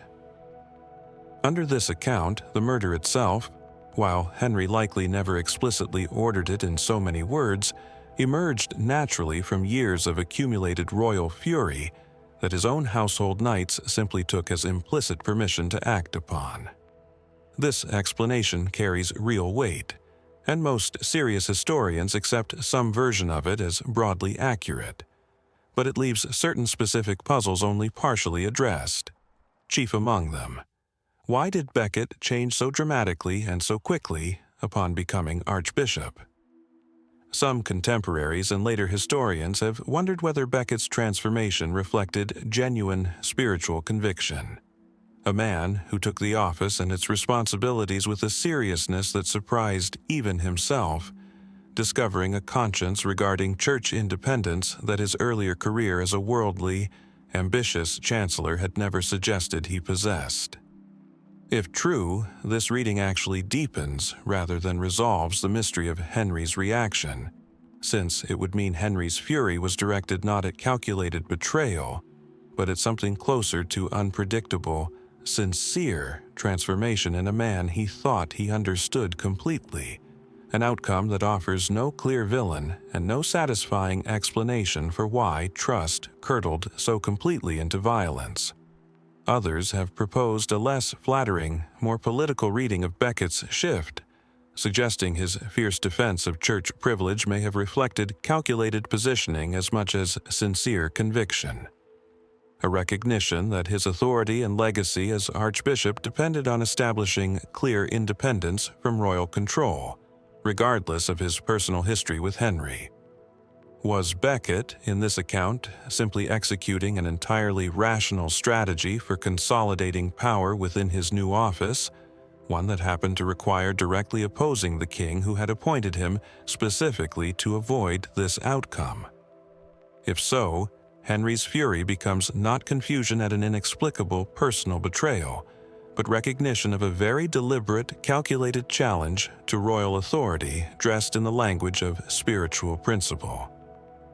The specific texture of Henry's final outburst, the words reportedly along the lines of wondering aloud whether no one would rid him of this troublesome priest, also raises its own persistent question.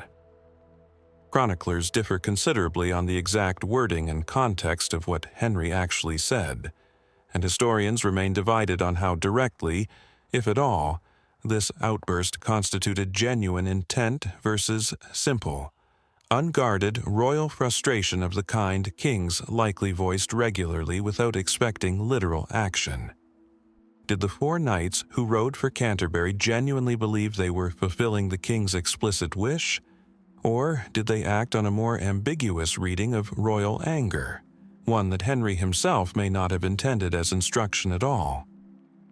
The gap between what Henry said and what his knights did remains one of the most consequential ambiguities in medieval English history. A single sentence whose exact meaning has been debated for nearly 9 centuries without resolution.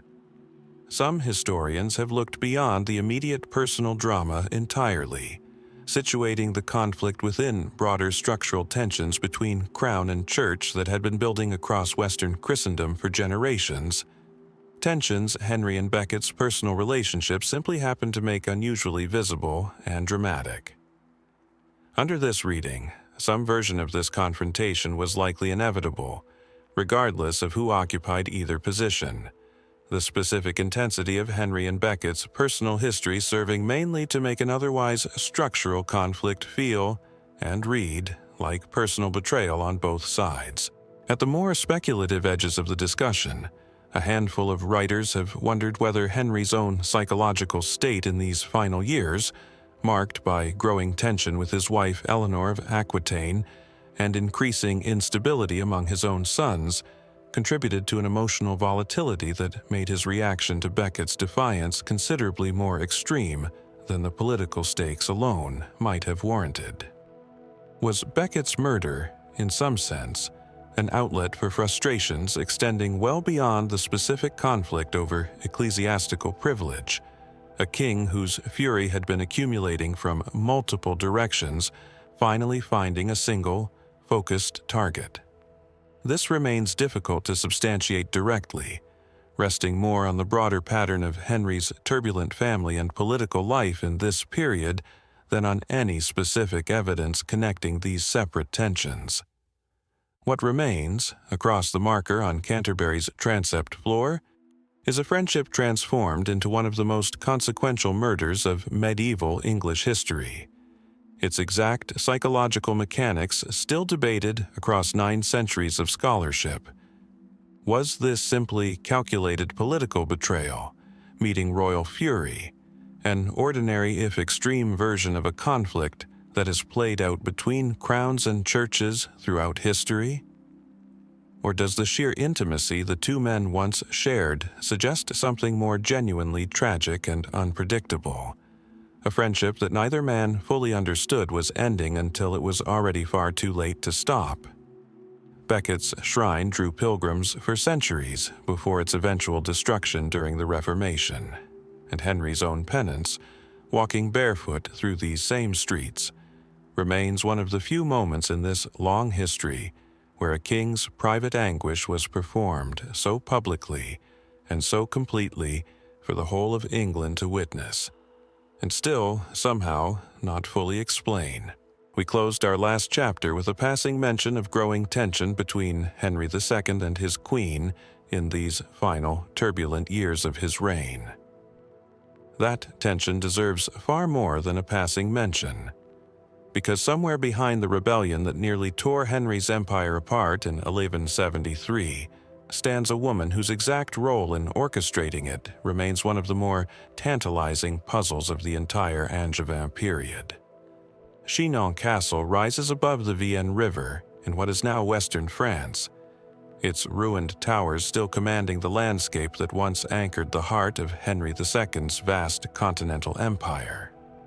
It was here, in 1173, that Eleanor of Aquitaine, Henry's own wife, and one of the most formidable women of the medieval world, was reportedly captured attempting to flee toward the court of her former husband's rival, disguised, according to some accounts, in men's clothing, fleeing to join her own sons in open rebellion against the king she had been married to for nearly 2 decades. She would spend the next 16 years as Henry's prisoner, held in varying degrees of confinement across England, released only after his death in 1189. It is one of the most dramatic reversals in medieval royal history.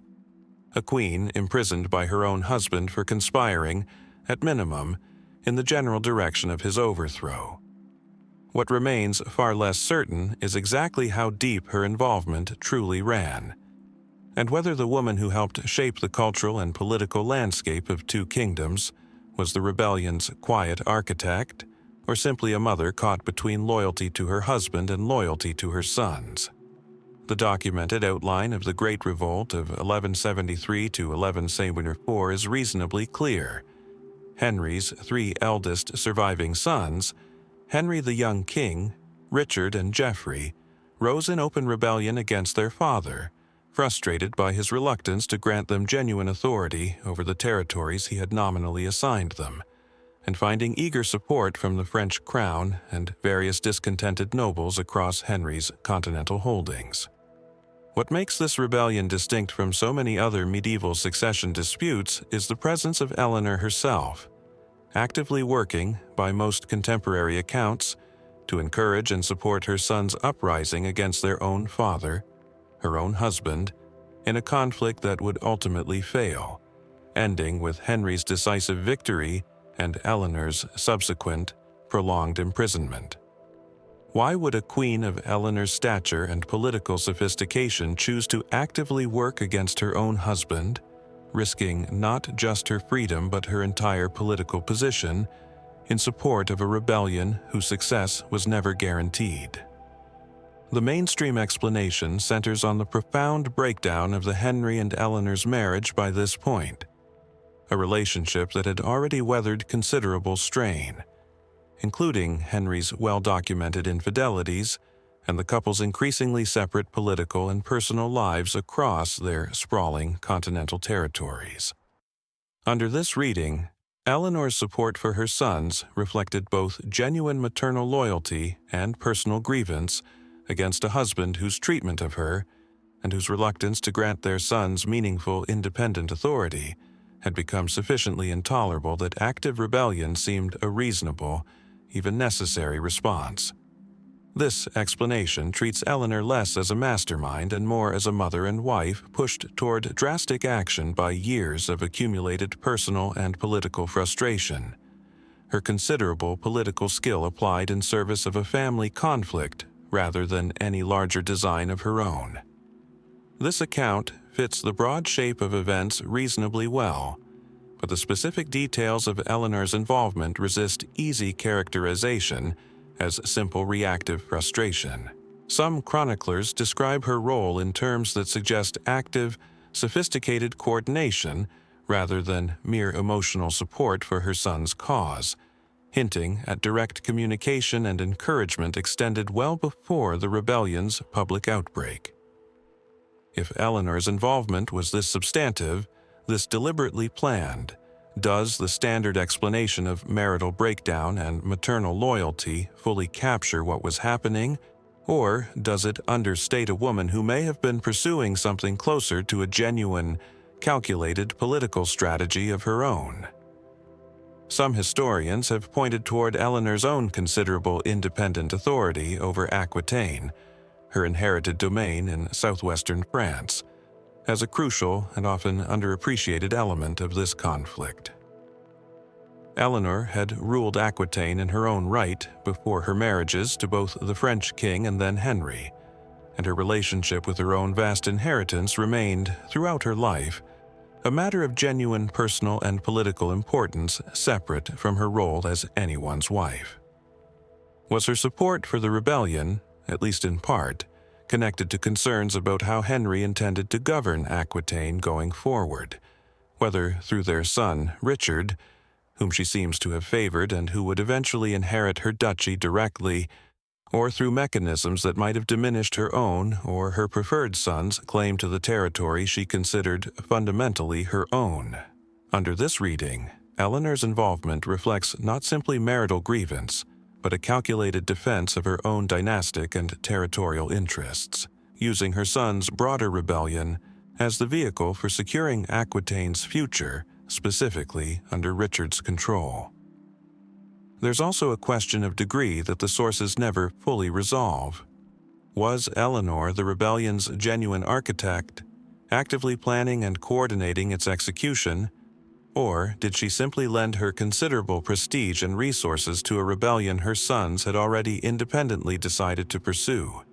Her support significant but ultimately secondary to decisions the young men had made largely on their own. Contemporary accounts, largely written by chroniclers working within or sympathetic to Henry's court, had every institutional reason to cast Eleanor's role in the most damning possible light. A queen actively conspiring against her rightful husband and king, since such a framing simplified a complicated family and political conflict into a clearer narrative of female disloyalty and just royal punishment. Does this mean her actual role has been systematically overstated by sources with a vested interest in portraying her as the driving force behind a rebellion that in reality her sons may have pursued largely on their own initiative regardless of her involvement? At the more speculative edges of this history, a handful of writers have wondered whether Eleanor's imprisonment, remarkably lengthy even by the standards of medieval royal punishment, stretching across 16 years and effectively removing one of Europe's most capable political minds from active influence for the remainder of Henry's reign, reflects a punishment disproportionate to mere maternal sympathy for her son's cause, suggesting Henry himself believed her involvement and ongoing capacity for future conspiracy to be considerably more serious and more dangerous than the standard historical narrative typically credits. 16 years is an extraordinarily long confinement, even for genuine treason against a medieval king, and considerably longer than the punishments meted out to most of the male nobles who joined the same rebellion far more openly. Why imprison a wife this thoroughly, this indefinitely, if her actual involvement amounted to little more than sympathetic encouragement of her son's ambitions? Some have suggested Henry's prolonged severity toward Eleanor specifically, compared to his relative leniency toward the sons who had rebelled just as directly, reveals something significant about how seriously he regarded her particular contribution to the conflict, treating her not as a sympathetic bystander swept up in her son's ambitions, but as someone whose political capability made her, in his judgment, the rebellion's most genuinely dangerous participant, more threatening even than the sons who stood to inherit his throne. This remains an interpretation rather than a settled fact, but the sheer disproportion between Eleanor's punishment and that of her co-conspirators is difficult to fully explain through the standard narrative of a grieving, frustrated mother alone. What remains, across the ruined towers of Chinon and the 16 years of confinement that followed her capture there, is a queen whose true role in one of the defining crises of her husband's reign has never been fully separated from the hostile chronicling of the men who wrote her into history. Was Eleanor simply a mother, pushed by personal grievance and maternal loyalty into supporting her sons against a husband whose treatment of them, and of her, had become intolerable? Or does the depth of her involvement and the extraordinary severity of her punishment suggest a woman pursuing a genuine, calculated political strategy of her own, one whose full scope Henry alone seems to have fully understood and chose, through 16 years of careful confinement, never to risk seeing repeated? Chinon's towers still stand largely as ruins now, holding, like so much of this landscape, considerably more of the story than they have ever been willing to give back. We've spent our last chapter weighing how much of the Great Revolt belonged to Eleanor's own design, but rebellions need more than a strategist behind the scenes. They need a figurehead willing to stand at the front of it, publicly, irrevocably, breaking with the father in front of all of Europe. And the young man who did exactly that remains, in his own right, one of this conflict's more puzzling figures. Westminster Abbey holds the coronation site of nearly every English monarch across 9 centuries, But in June of 1170, it hosted something considerably stranger: the crowning of a king while his father, the reigning monarch, was still very much alive. Henry, the young king, eldest surviving son of Henry II, was crowned in a ceremony his father had specifically arranged, following a continental practice of associate kingship intended to secure a smooth succession and demonstrate the strength of the Angevin dynasty to the wider world. It should have been an act of paternal generosity, elevating a beloved heir to visible royal status well before his father's death. Instead, within 3 years, this same young king would become the nominal figurehead of open-armed rebellion against the very father who had crowned him. A betrayal so specifically bitter, given the ceremony's original intent, that historians have long puzzled over exactly what transformed a coronation meant to secure the dynasty's future into the spark for its near collapse. The documented facts of the young king's grievance are, on their surface, relatively straightforward. Despite holding the title of king, Henry, the young king, possessed almost no genuine independent authority or income to match his elevated status, remaining financially and politically dependent on his father in ways that contemporaries increasingly noted as unusual, even humiliating, for a crowned monarch, however nominal his position. Chroniclers describe a young man eager for real responsibility and real resources befitting his title, consistently frustrated by his father's reluctance to grant either. A tension that finally erupted into open rebellion in 1173 when the young king fled to the French court and began actively recruiting support against his own father, joined shortly afterward by his younger brothers Richard and Geoffrey in the broader conflict we explored in our last chapter. This explanation, resentment over unfulfilled promises of genuine kingship, carries obvious plausibility and forms the foundation of most mainstream historical accounts. But it leaves open a considerably more specific question. Did the young king arrive at open rebellion largely through his own accumulated frustration, or was he actively encouraged, even guided, toward this drastic step by others who saw in his resentment a useful vehicle for their own separate purposes? The most immediately obvious candidate is Louis VII of France, whose court the young king fled to at the rebellion's outset, and whose daughter Margaret the young king had married some years earlier as part of an alliance meant to secure peace between the two crowns. Louis had every strategic reason to welcome and encourage discord within Henry II's sprawling continental empire, which had grown to overshadow French royal territory considerably, and the young king's arrival at his court provided an ideal opportunity to destabilize a rival whose power had become genuinely threatening to French interests. Under this reading, the young king's rebellion becomes, at least in part, the product of calculated French manipulation, a frustrated young man's genuine grievances skillfully cultivated and directed by a father-in-law with obvious motives of his own for wanting Henry II's empire weakened from within. We've already examined Eleanor's own possible role in encouraging her sons toward rebellion, and the young king's case adds another layer to that question specifically. Was he moved primarily by his mother's encouragement, drawn into a conflict she may have helped orchestrate as much for her own reasons regarding Aquitaine and her favored son Richard, as for the young king's own grievances? Or did the young king act largely independently, his mother's support significant but ultimately secondary to a rebellion he had already resolved to pursue based on his own accumulated resentment?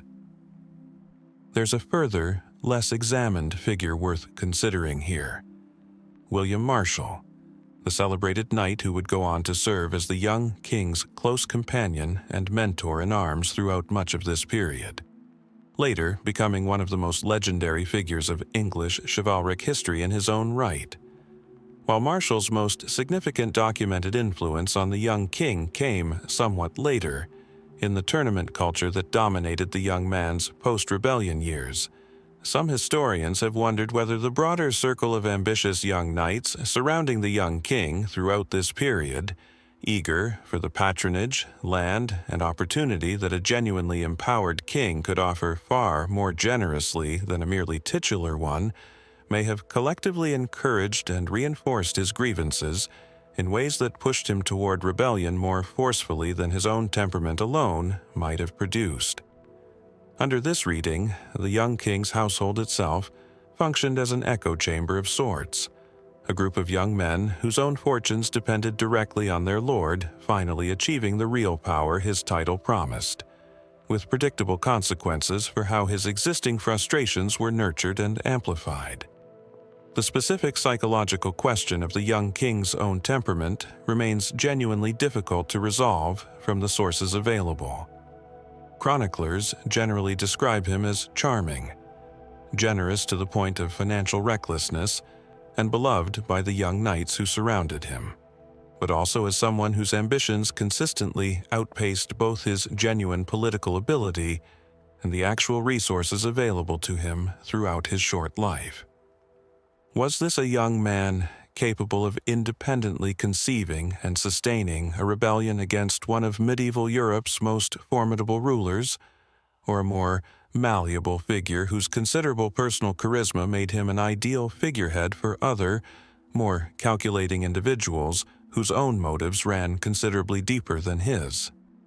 The rebellion's ultimate failure, followed by the young king's continued restlessness and further conflicts with his father in the years that followed, right up until his early death from illness in 1183, suggests a man whose grievances, whatever their origin, were never genuinely resolved even after the initial rebellion's collapse and the reconciliation that officially followed it. At the more speculative edges of this history, a few writers have wondered whether the elaborate coronation ceremony itself, staged so prominently by Henry II specifically to demonstrate dynastic strength to the wider world, may have inadvertently created expectations in the young king, and in the wider political community observing him, that Henry never genuinely intended to fulfill, effectively manufacturing the exact grievance that would later fuel rebellion, through nothing more than the gap between symbolic ceremony and substantive authority. Was Henry II, in staging this unusually prominent display of associate kingship, simply following continental practice without fully considering the practical consequences of crowning a son he had no intention of genuinely empowering? Or did he understand, even then, that he was creating exactly the kind of unstable arrangement, real name and no real substance, that virtually guaranteed eventual conflict, and proceeded anyway, perhaps believing his own authority secure enough to manage whatever frustration followed? This remains firmly speculative, resting more on the shape of what followed than on any specific evidence of Henry's private intentions at the time of the coronation itself. What remains, across the marble floors of Westminster where a young man was crowned king in name only, is a rebellion whose figurehead's true motivation sit at the uncertain intersection of personal grievance, maternal encouragement, foreign manipulation, and the pressures of an ambitious young household hungry for the patronage a genuinely empowered king could provide. Was Henry the young king simply a frustrated son, driven to rebellion by legitimate grievance against a father who had promised him a crown's substance and delivered only its symbol? Or was he, in the end, more instrument than architect, a charismatic young man whose resentments proved useful to considerably more calculating figures operating both within his own family and beyond it? He would die a decade later, still a king in name only, his rebellion's questions no more resolved at his death than they had been at its beginning, and no more resolved now, 9 centuries later, than they were then. The young king died still waiting for a crown with any real weight to it. His brother Richard would wear one soon enough, and wear it well by most contemporary accounts, until, on his way home from a crusade that had already made him a legend across Christian Europe, he vanished from the record entirely for the better part of a year, swallowed somewhere in the forests and mountain passes of Central Europe, and reappeared only as a prisoner. Dürnstein Castle sits high above the Danube in what is now Austria, its ruins still visible from the river below, a fortress that occupies a strange and specific place in English royal memory, despite having nothing whatsoever to do with England's own landscape. It was here, according to tradition, that Richard the Lionheart was held captive for a portion of his imprisonment following his capture near Vienna in December 1192, on his return journey from the Third Crusade. The bare facts of his capture and ransom are well documented, among the better recorded episodes of his entire reign. What remains far murkier, despite centuries of interest, is exactly who within Richard's own circles, English and continental alike, may have played a hand in either enabling his capture or profiting from his prolonged captivity, questions that contemporary and later chroniclers raised pointedly without ever fully answering. The core sequence of events is clear enough.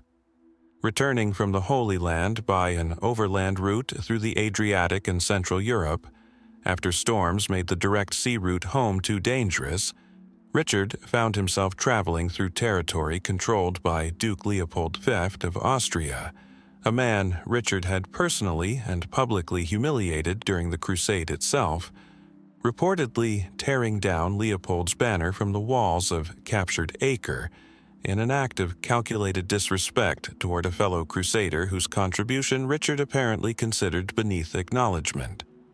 Traveling in disguise through hostile territory, Richard was recognized and captured near Vienna, subsequently handed over to Emperor Henry II of the Holy Roman Empire, who held him for well over a year, while an enormous ransom, ultimately amounting to roughly 150,000 marks, an almost unimaginable sum for the period, was raised across England to secure his release.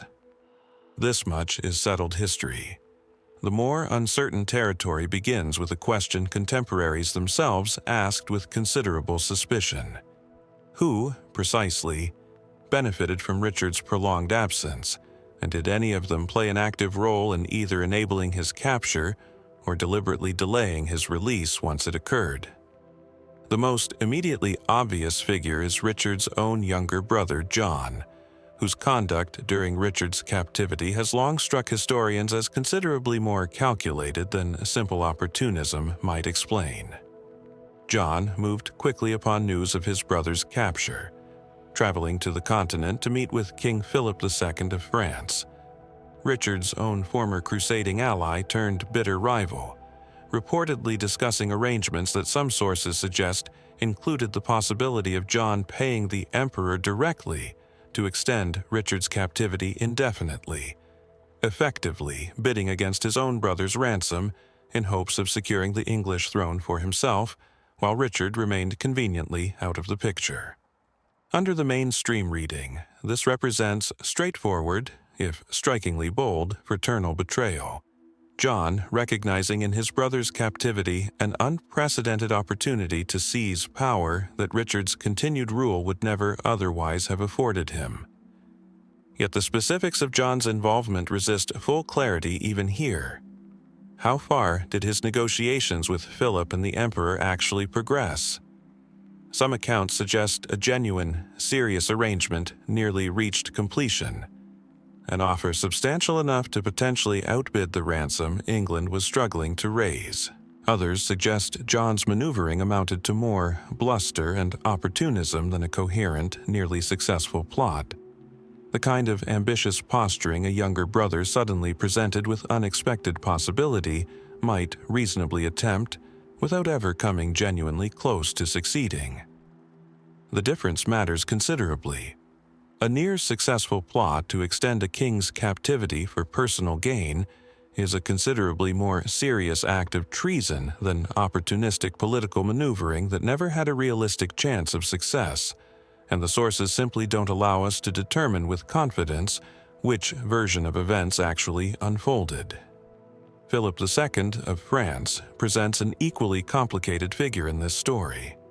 His own falling out with Richard during the crusade itself, followed by his active support for John's maneuvering during the Captivity and his own aggressive campaigns against Richard's continental territories while the king remained imprisoned, suggest a man who saw clear strategic advantage in Richard's absence, regardless of whatever role, if any, he played in the original capture.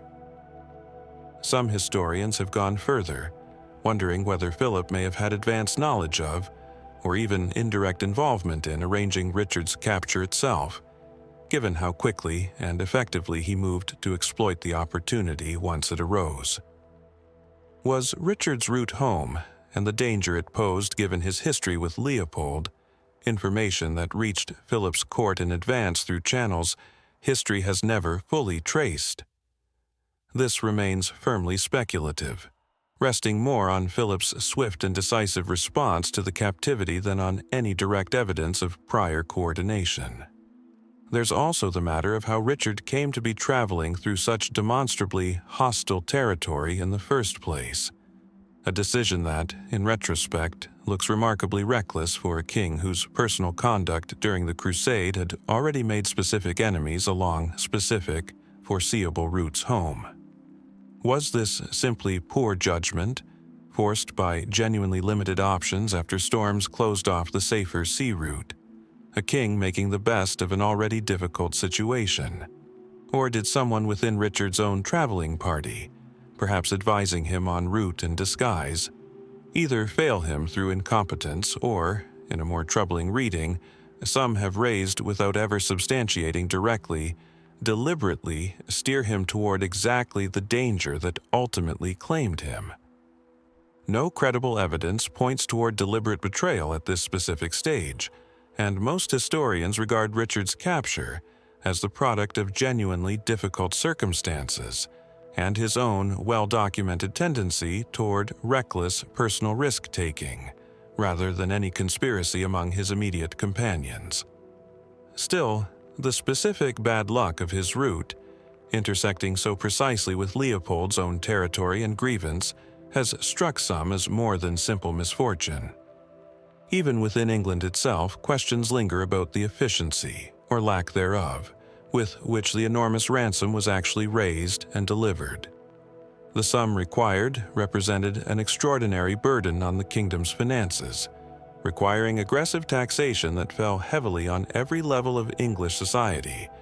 And while most historians credit the administration led by Richard's mother Eleanor of Aquitaine, whom we've already seen was no stranger to complicated political maneuvering of her own, with genuinely determined and largely effective efforts to secure his release, some have wondered whether specific delays or administrative friction during the process reflected more than simple bureaucratic difficulty. Did any officials or nobles within England quietly slow-walk aspects of the ransom collection, whether out of sympathy for John's ambitions, genuine financial strain, or some calculation of their own regarding which brother's rule might better serve their particular interests?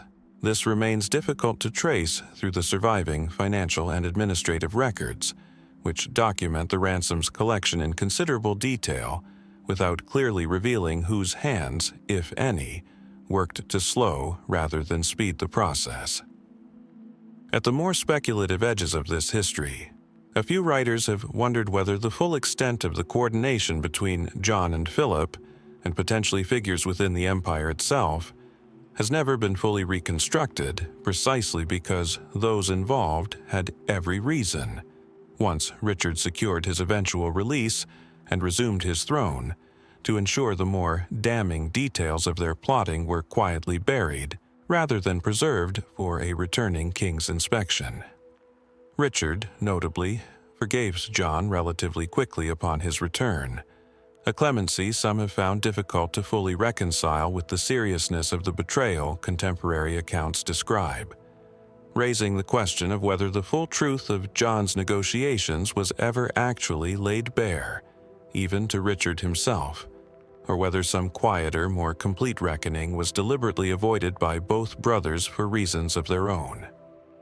What remains, across the ruins of Dürnstein still visible above the Danube, is a captivity whose basic facts are unusually well documented for the period, and whose deeper currents of betrayal, opportunism and possible advance coordination remain considerably harder to fully chart. Was Richard's capture simply an unfortunate accident of geography and personal enmity, exploited afterward by a brother and a rival king who did nothing more than seize an opportunity neither had engineered? Or does the speed and coordination of that exploitation suggest knowledge, and perhaps even involvement, that reached further and earlier than the surviving record has ever been willing to fully confirm? The Danube still moves past Dürnstein's ruins exactly as it did that winter, carrying, as rivers so often do in this history, considerably more silence downstream than answers. Richard forgave his brother quickly, perhaps too quickly for comfort, and John would eventually inherit the throne he'd once tried to claim by other means. What he did with it over the following years produced a level of baronial fury so complete that it would ultimately force him into one of the most consequential documents in English history. And historians still find themselves circling the same difficult question when they try to explain exactly how a king managed to alienate nearly everyone whose support he needed most. Runnymede Meadow, on the banks of the Thames west of London, remains largely unchanged in its basic geography since June 1215, when King John met a coalition of rebellious barons there to seal the document that would become known as Magna Carta, a charter of rights and limitations on royal power extracted from a king who had, by that point, lost the confidence of a remarkably broad swath of his own kingdom. The immediate circumstances of that meeting are extensively documented, among the best recorded political negotiations of the entire medieval period. Considerably less settled, despite centuries of scholarly attention, is the precise combination of grievances, decisions, and personal failures that transformed John from a king with genuine, if contested, authority into a monarch facing something close to universal baronial revolt, within just over a decade of taking the throne. The broad outline of John's failures is well established. Following his brother's death in 1199, John's reign was marked by a series of significant setbacks, most consequentially the loss of Normandy and most of England's other continental territories to Philip II of France by 1204, a catastrophic reversal that stripped away lands the Anglo-Norman aristocracy had held for generations and fundamentally altered the political and economic relationship between crown and nobility. Attempting to reverse these losses and fund continued campaigns on the continent, John pursued increasingly aggressive and, by contemporary accounts, often arbitrary methods of extracting revenue from his barons, including scutage payments, feudal reliefs, and other financial exactions applied with a severity and apparent inconsistency that generated deep and lasting resentment. His relationship with the Church deteriorated into open conflict with the papacy over the appointment of the Archbishop of Canterbury, resulting in England being placed under interdict for several years and John himself briefly excommunicated, before an eventual, humiliating reconciliation that saw him effectively surrender his kingdom to the Pope, only to receive it back as a papal fief. By 1215, a substantial coalition of barons, having exhausted other avenues of redress, moved into open rebellion, ultimately forcing the negotiations at Runnymede. This sequence of documented failures provides a reasonably clear mainstream explanation. John lost baronial support because he failed, repeatedly and expensively, at the fundamental tasks medieval kingship required: defending territory, managing finances predictably, and maintaining functional relationships with the Church, compounding one crisis with another until the accumulated weight of grievance simply became too great for any negotiated resolution short of formal, written limitation on his authority. Under this reading, Magna Carta represents less a sudden eruption of baronial fury, and more the final, formalized consequence of over a decade of steadily accumulating institutional failure, a natural conclusion to a reign defined by consistent, compounding misjudgment. Yet this explanation, while broadly accurate, still leaves certain specific questions only partially resolved. Chief among them, why did John's failures generate quite this level of personal, deeply felt animosity among the barons, an intensity that seems to exceed what institutional failure alone typically produces? Contemporary chroniclers describe John in terms considerably more personally damning than the standard accounts of merely incompetent medieval kings, painting a portrait of calculated cruelty, personal vindictiveness, and behavior towards specific noble families that reads less like ordinary political friction and more like deliberate, targeted humiliation. The case of William de Breos offers a particularly striking example of this pattern. Once among John's closest and most favored barons, de Breos fell dramatically out of royal favor around 1208, his family targeted with escalating demands, and, ultimately, the imprisonment of his wife Matilda and eldest son, who reportedly died in captivity under circumstances that contemporary and later accounts describe as starvation, an act of such specific personal brutality that it shocked even a political culture generally accustomed to harsh treatment of fallen favorites. Why would John pursue a former ally with this degree of calculated cruelty, well beyond what political or financial necessity alone would seem to require? Some historians have suggested this reflects something closer to genuine paranoia on John's part, a king increasingly convinced that even his closest allies harbored disloyalty, responding with a severity that ultimately generated far more disloyalty than it ever prevented, a self-fulfilling pattern of suspicion and punishment that alienated exactly the men whose loyalty he most needed to secure. Others have pointed to John's reputation, whether fully deserved or partially exaggerated by hostile chroniclers, regarding his personal conduct toward noble families more broadly, including persistent, though not universally corroborated, accounts of inappropriate behavior toward the wives and daughters of his own barons. Were these accusations accurate reflections of genuine misconduct that generated real, personal animosity among specific noble families with direct grievances against the king? Or do they represent later exaggeration and hostile characterization, the kind of damaging personal narrative that tends to accumulate around any deeply unpopular ruler, regardless of its precise factual accuracy? The sources here are frustratingly difficult to fully verify, resting on chronicler accounts written by men with their own institutional and personal reasons for portraying John in the most damning possible light. Some historians have looked beyond John's personal conduct entirely, focusing instead on structural changes within English noble society itself during this period, suggesting the barons who eventually forced Magna Carta represented a genuinely new kind of political coalition, one increasingly conscious of shared legal and constitutional interests that transcended traditional patterns of purely personal loyalty to whichever king happened to occupy the throne.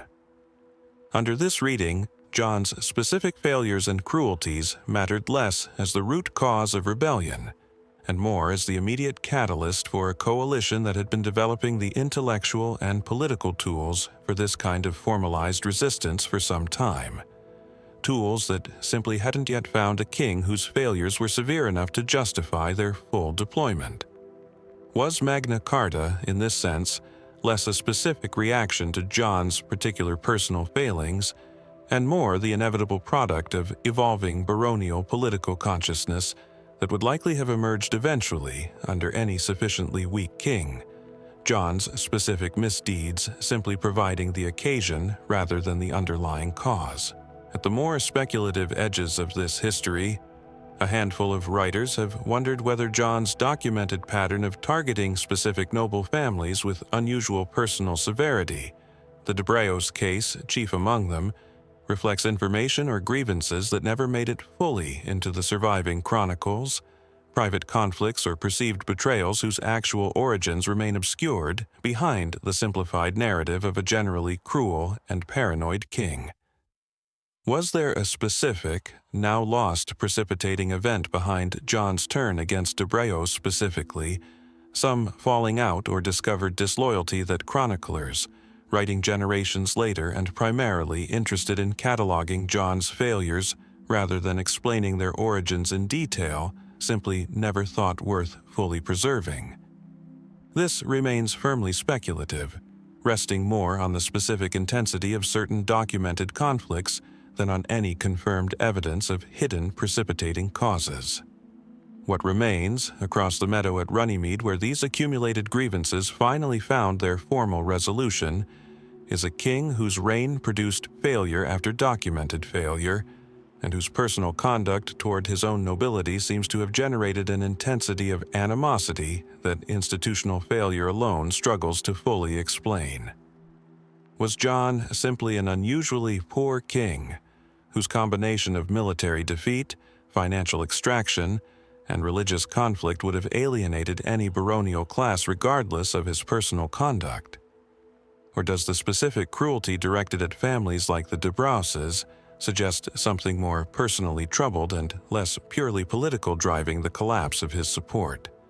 A private darkness the surviving chronicles gesture toward without ever fully illuminating. Runnymede's meadow remains as quiet and unremarkable today as it likely appeared before that June morning in 1215, giving no more indication now than it did then of exactly how completely a king could lose the confidence of his own kingdom. Runnymede settled one crisis with a charter, but charters, as John would soon demonstrate, are only as durable as the king who signs them intends them to be. Within weeks, he had appealed to the Pope to annul the agreement entirely, and turned once again to the one resource that had never failed to serve his immediate purposes, however badly it served his long-term reputation: foreign soldiers, loyal to his coin rather than to England's barons, and answerable to men whose names appear suddenly and vividly in the chronicles of this period, only to vanish from the historical record almost as abruptly as they arrived. Rochester Castle's great keep still stands in Kent, scarred at one corner by a break in its stonework that dates directly to the siege John personally directed there in the winter of 1215, one of the fiercest and most consequential engagements of the First Barons' War that followed his repudiation of Magna Carta. It was sieges like this one, and the broader civil war they belonged to, that depended heavily on mercenary captains John had recruited from the continent. Men whose skill and ruthlessness made them invaluable to a king increasingly isolated from his own native nobility, and whose subsequent fates, once the immediate crisis passed, remain considerably less documented than the campaigns that made them briefly so significant. The broad pattern here is clear enough to establish, even if the specific details grow frustratingly thin. Facing open rebellion from a substantial portion of his baronage, John relied extensively throughout the final years of his reign on mercenary forces recruited from Flanders, Poitou, and other continental regions, commanded by captains whose loyalty, crucially, rested entirely on payment, rather than any of the feudal or familial obligations that bound, however imperfectly, his native English barons. Figures like Fouque de Bréauté rose to genuine prominence during this period, commanding significant royal forces, holding castles and offices of real consequence, and playing decisive roles in engagements like the Rochester siege and the wider military campaigns of John's final years. These were not minor hired hands. They were, for a period, among the most powerful military figures in England, wielding authority that rivaled or exceeded that of many hereditary nobles, precisely because John found their loyalty more reliable than that of barons who had every reason to resent his rule. And yet, following John's death in 1216, and the accession of his young son Henry III under the regency of William Marshal, many of these same mercenary captains simply fade from prominence with the speed that invites real questions.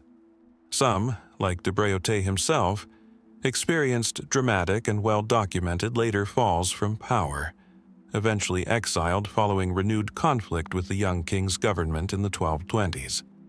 But others, less prominent individually, yet collectively significant as a class of powerful, foreign-born military leaders who had wielded genuine authority during England's most severe internal crisis in generations, simply disappear from the documentary record with little explanation.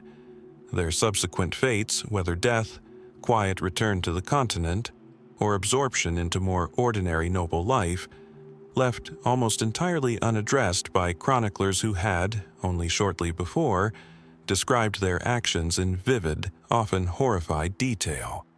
Why would men this consequential, this thoroughly documented during the crisis itself, vanish so completely from the record once that crisis passed?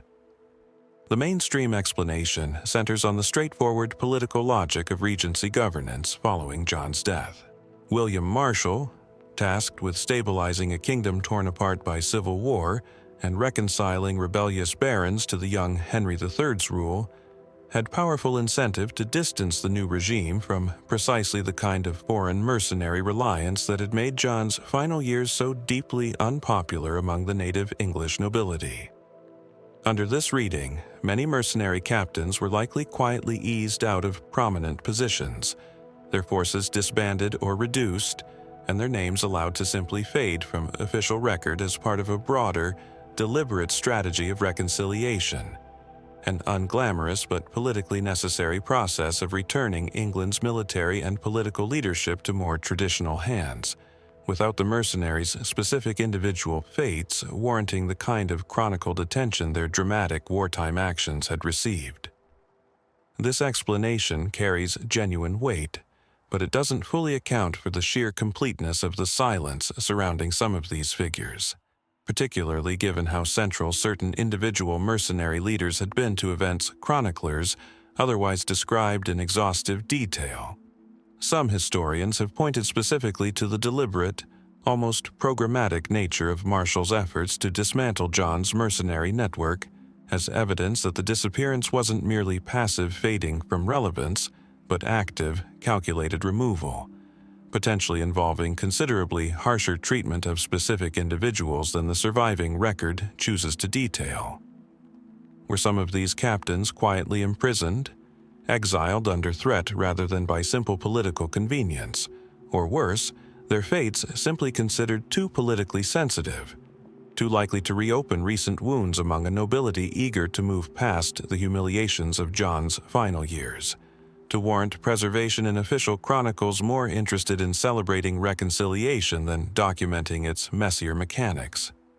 There's also a question worth sitting with regarding the mercenaries' own continental origins and connections, ties that may have made their post-war fates considerably harder to trace precisely because those fates played out, at least in part, beyond England's borders entirely, in regions whose own record-keeping traditions and priorities rarely intersected with English chronicle writing. Did some of these captains simply return to Flanders, Poitou, or wherever they had originally been recruited from, resuming careers and identities that English sources had never fully tracked in the first place? Their apparent disappearance from English record reflecting nothing more mysterious than a geographic shift outside the scope of the sources historians typically rely on for this period. This remains a genuinely plausible explanation for at least some of these figures, though it fits uncomfortably alongside cases like de Bréauté's, whose later English exile is well documented specifically because his continued presence and conflict within England kept him visible to chroniclers who had every reason to continue tracking so notorious a figure. Some historians have raised a more specific concern regarding the financial dimension of these mercenaries' service, noting that many had been promised lands, offices, and considerable wealth in exchange for their loyalty during John's most desperate years, promises that a new Regency government, eager to reconcile with the native baronage whose lands and offices had often been the very currency used to pay these foreign captains, had powerful incentive to simply not honor once the immediate military crisis had passed. Under this reading, at least some of the silence surrounding these figures' fates may reflect quieter, less dramatic disputes over broken financial promises, conflicts that, unlike outright warfare, rarely generated the kind of chronicled attention more visible military and political conflicts received, leaving disappointed, unpaid mercenary captains to simply drift into obscurity, their grievances real but insufficiently dramatic to warrant preservation in the historical record. At the more speculative edges of this history, a few writers have wondered whether certain mercenary leaders, having accumulated genuine military skill, continental connections, and first-hand knowledge of England's internal political vulnerabilities during their years of service, may have found new careers as mercenaries or advisors elsewhere in Europe, their considerable expertise simply redirected toward conflicts that never intersected with English chronicle writing again, effectively hiding in plain sight within a broader European mercenary culture that saw such men move fluidly between employers and conflicts throughout the period. This remains difficult to substantiate for any specific individual beyond the most prominent cases, resting more on the general plausibility of continued continental mercenary careers than on any direct evidence tracing particular captains to particular later conflicts. What remains, across the scarred stonework of Rochester's Keep, where some of these men once fought so decisively for a deeply unpopular king, is a class of foreign military leaders who briefly held real, documented power over the fate of England during its most severe internal crisis in generations, only to disappear from that same record with a completeness that feels, in several specific cases, considerably more deliberate than simple fading political relevance would typically produce. Did these men simply return to ordinary, undocumented lives once their usefulness to the English crown expired, their fates lost to the same gaps that swallow so many minor figures of this period? Or does the specific silence surrounding their departure suggest a quieter, harder story of broken promises, calculated removal, or deliberately unrecorded consequences that a new Regency government, eager to move past the darkest chapter of John's reign, had every reason never to commit to parchment? Rochester's broken tower has been repaired many times since 1215, but the fate of the men who fought to defend it, on the losing king's behalf, remains, in more cases than historians are entirely comfortable admitting, an open question. The record was never quite willing to close. We left Rochester's broken tower, holding on to secrets it was never quite willing to give back. But the largest question mark of this entire period doesn't belong to the mercenaries who fought and vanished. It belongs to the moment John himself finally died, in the middle of a war he had started and could not finish, leaving behind a 9-year-old heir, a kingdom split in two, and a scramble for control that England's chroniclers describe with far less clarity than the crisis actually deserved. Worcester Cathedral holds John's tomb near its high altar, one of the oldest surviving royal effigies in England, carved not long after his death in October 1216 at Newark Castle, reportedly from dysentery contracted during a military campaign that had, by that point, reduced much of the kingdom to open warfare between royalist forces and rebel barons, who had gone so far as to invite Louis, the French king's own son, to invade England and claim the throne for himself. John died in the middle of this chaos, leaving behind a 9-year-old son as his heir, half the kingdom in the hands of rebels actively supporting a French claimant, and no clear, uncontested figure obviously positioned to hold the royalist cause together. What happened in the days and weeks immediately following his death? The specific negotiations, alliances, and quiet arrangements that somehow transformed this near-catastrophic situation into the foundation of a stable minority government, remains considerably less documented and considerably more contested among historians than the dramatic military campaigns that surrounded it. The broad outcome is well established. William Marshal, already an elderly man in his 70s and one of the most respected knights in Christian Europe, emerged within days of John's death as regent for the young Henry III, quickly moving to reissue Magna Carta in the new king's name as a gesture of reconciliation toward the rebel barons, a political masterstroke that split the rebellion's support and, combined with subsequent military victories, ultimately secured Henry's throne and forced Louis to abandon his invasion within roughly a year of John's death. It stands as one of medieval England's genuine political success stories, a kingdom pulled back from the brink of French conquest through skilled, decisive regency leadership.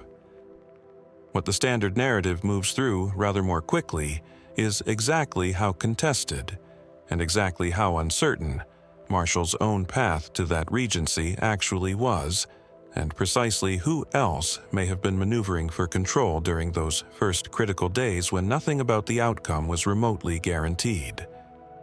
Marshall's appointment as regent, chroniclers tell us, was not the product of some obvious, uncontested consensus, but rather emerged from a smaller council of royalist loyalists gathered hastily following John's death.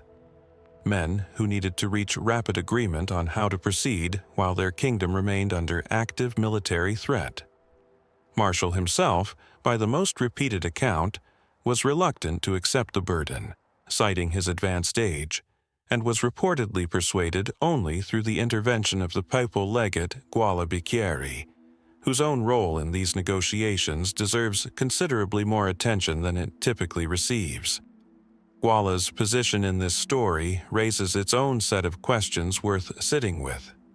As papal legate, he represented Rome's direct interest in the English crown, an interest that had grown considerably more concrete since John's earlier, humiliating submission of his kingdom as a papal fief during his conflict with the Church.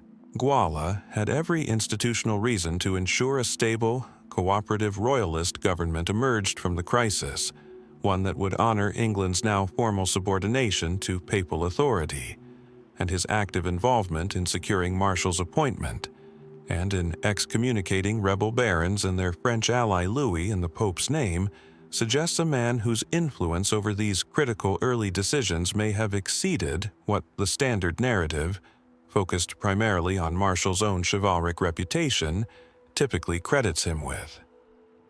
Was Marshall genuinely the obvious, natural choice for regent that later accounts, written to celebrate his eventual success, tend to present him as? Or did Guala's specific intervention, backed by the very real threat and promise of papal authority, play a more decisive role in tipping a genuinely uncertain decision, one that other royalist figures may have contested more seriously than the surviving record chooses to detail? There's also the question of who else may have sought the regency, or at least positioned themselves for greater influence within it during those uncertain early days. Figures like Peter de Roche, the Bishop of Winchester who held responsibility for the young king's household and personal guardianship, occupied a position of genuine potential rivalry with Marshall's broader political authority, a tension between household guardian and kingdom-wide regent that would, in fact, resurface repeatedly throughout Henry III's minority in the years following Marshall's own death in 1219. Did this tension exist from the very earliest days of the succession crisis, quietly shaping negotiations in ways the chronicles, focused on celebrating the successful outcome, never fully acknowledged? Was there a genuine, contested struggle for influence over the young king's household and government occurring beneath the surface of what later accounts present as smooth, unified royalist consensus around Marshall's leadership? Some historians have pointed to the specific, unusual ceremony of Henry III's initial coronation, conducted hastily at Gloucester Cathedral rather than the traditional Westminster Abbey, using a plain golden circlet in place of the crown jewels, which remained unavailable amid the ongoing chaos, as evidence of just how genuinely improvised and uncertain this transition actually was, regardless of how confidently later accounts describe Marshall's regency as an obvious, stabilizing certainty from the outset.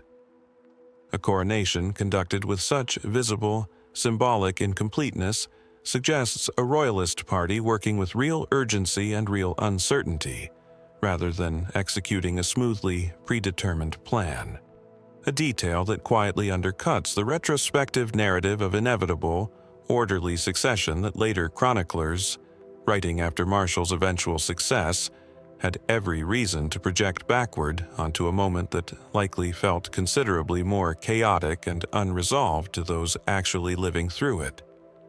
Some have also raised the question of what role, if any, Queen Isabella, John's widow and Henry III's mother, played in these early negotiations, a woman whose own political position and potential influence over her young son's household the sources address only glancingly before her fairly rapid departure from England to resume her prior life in Angoulême, leaving her son behind in Marshal and Peter de Roche's care.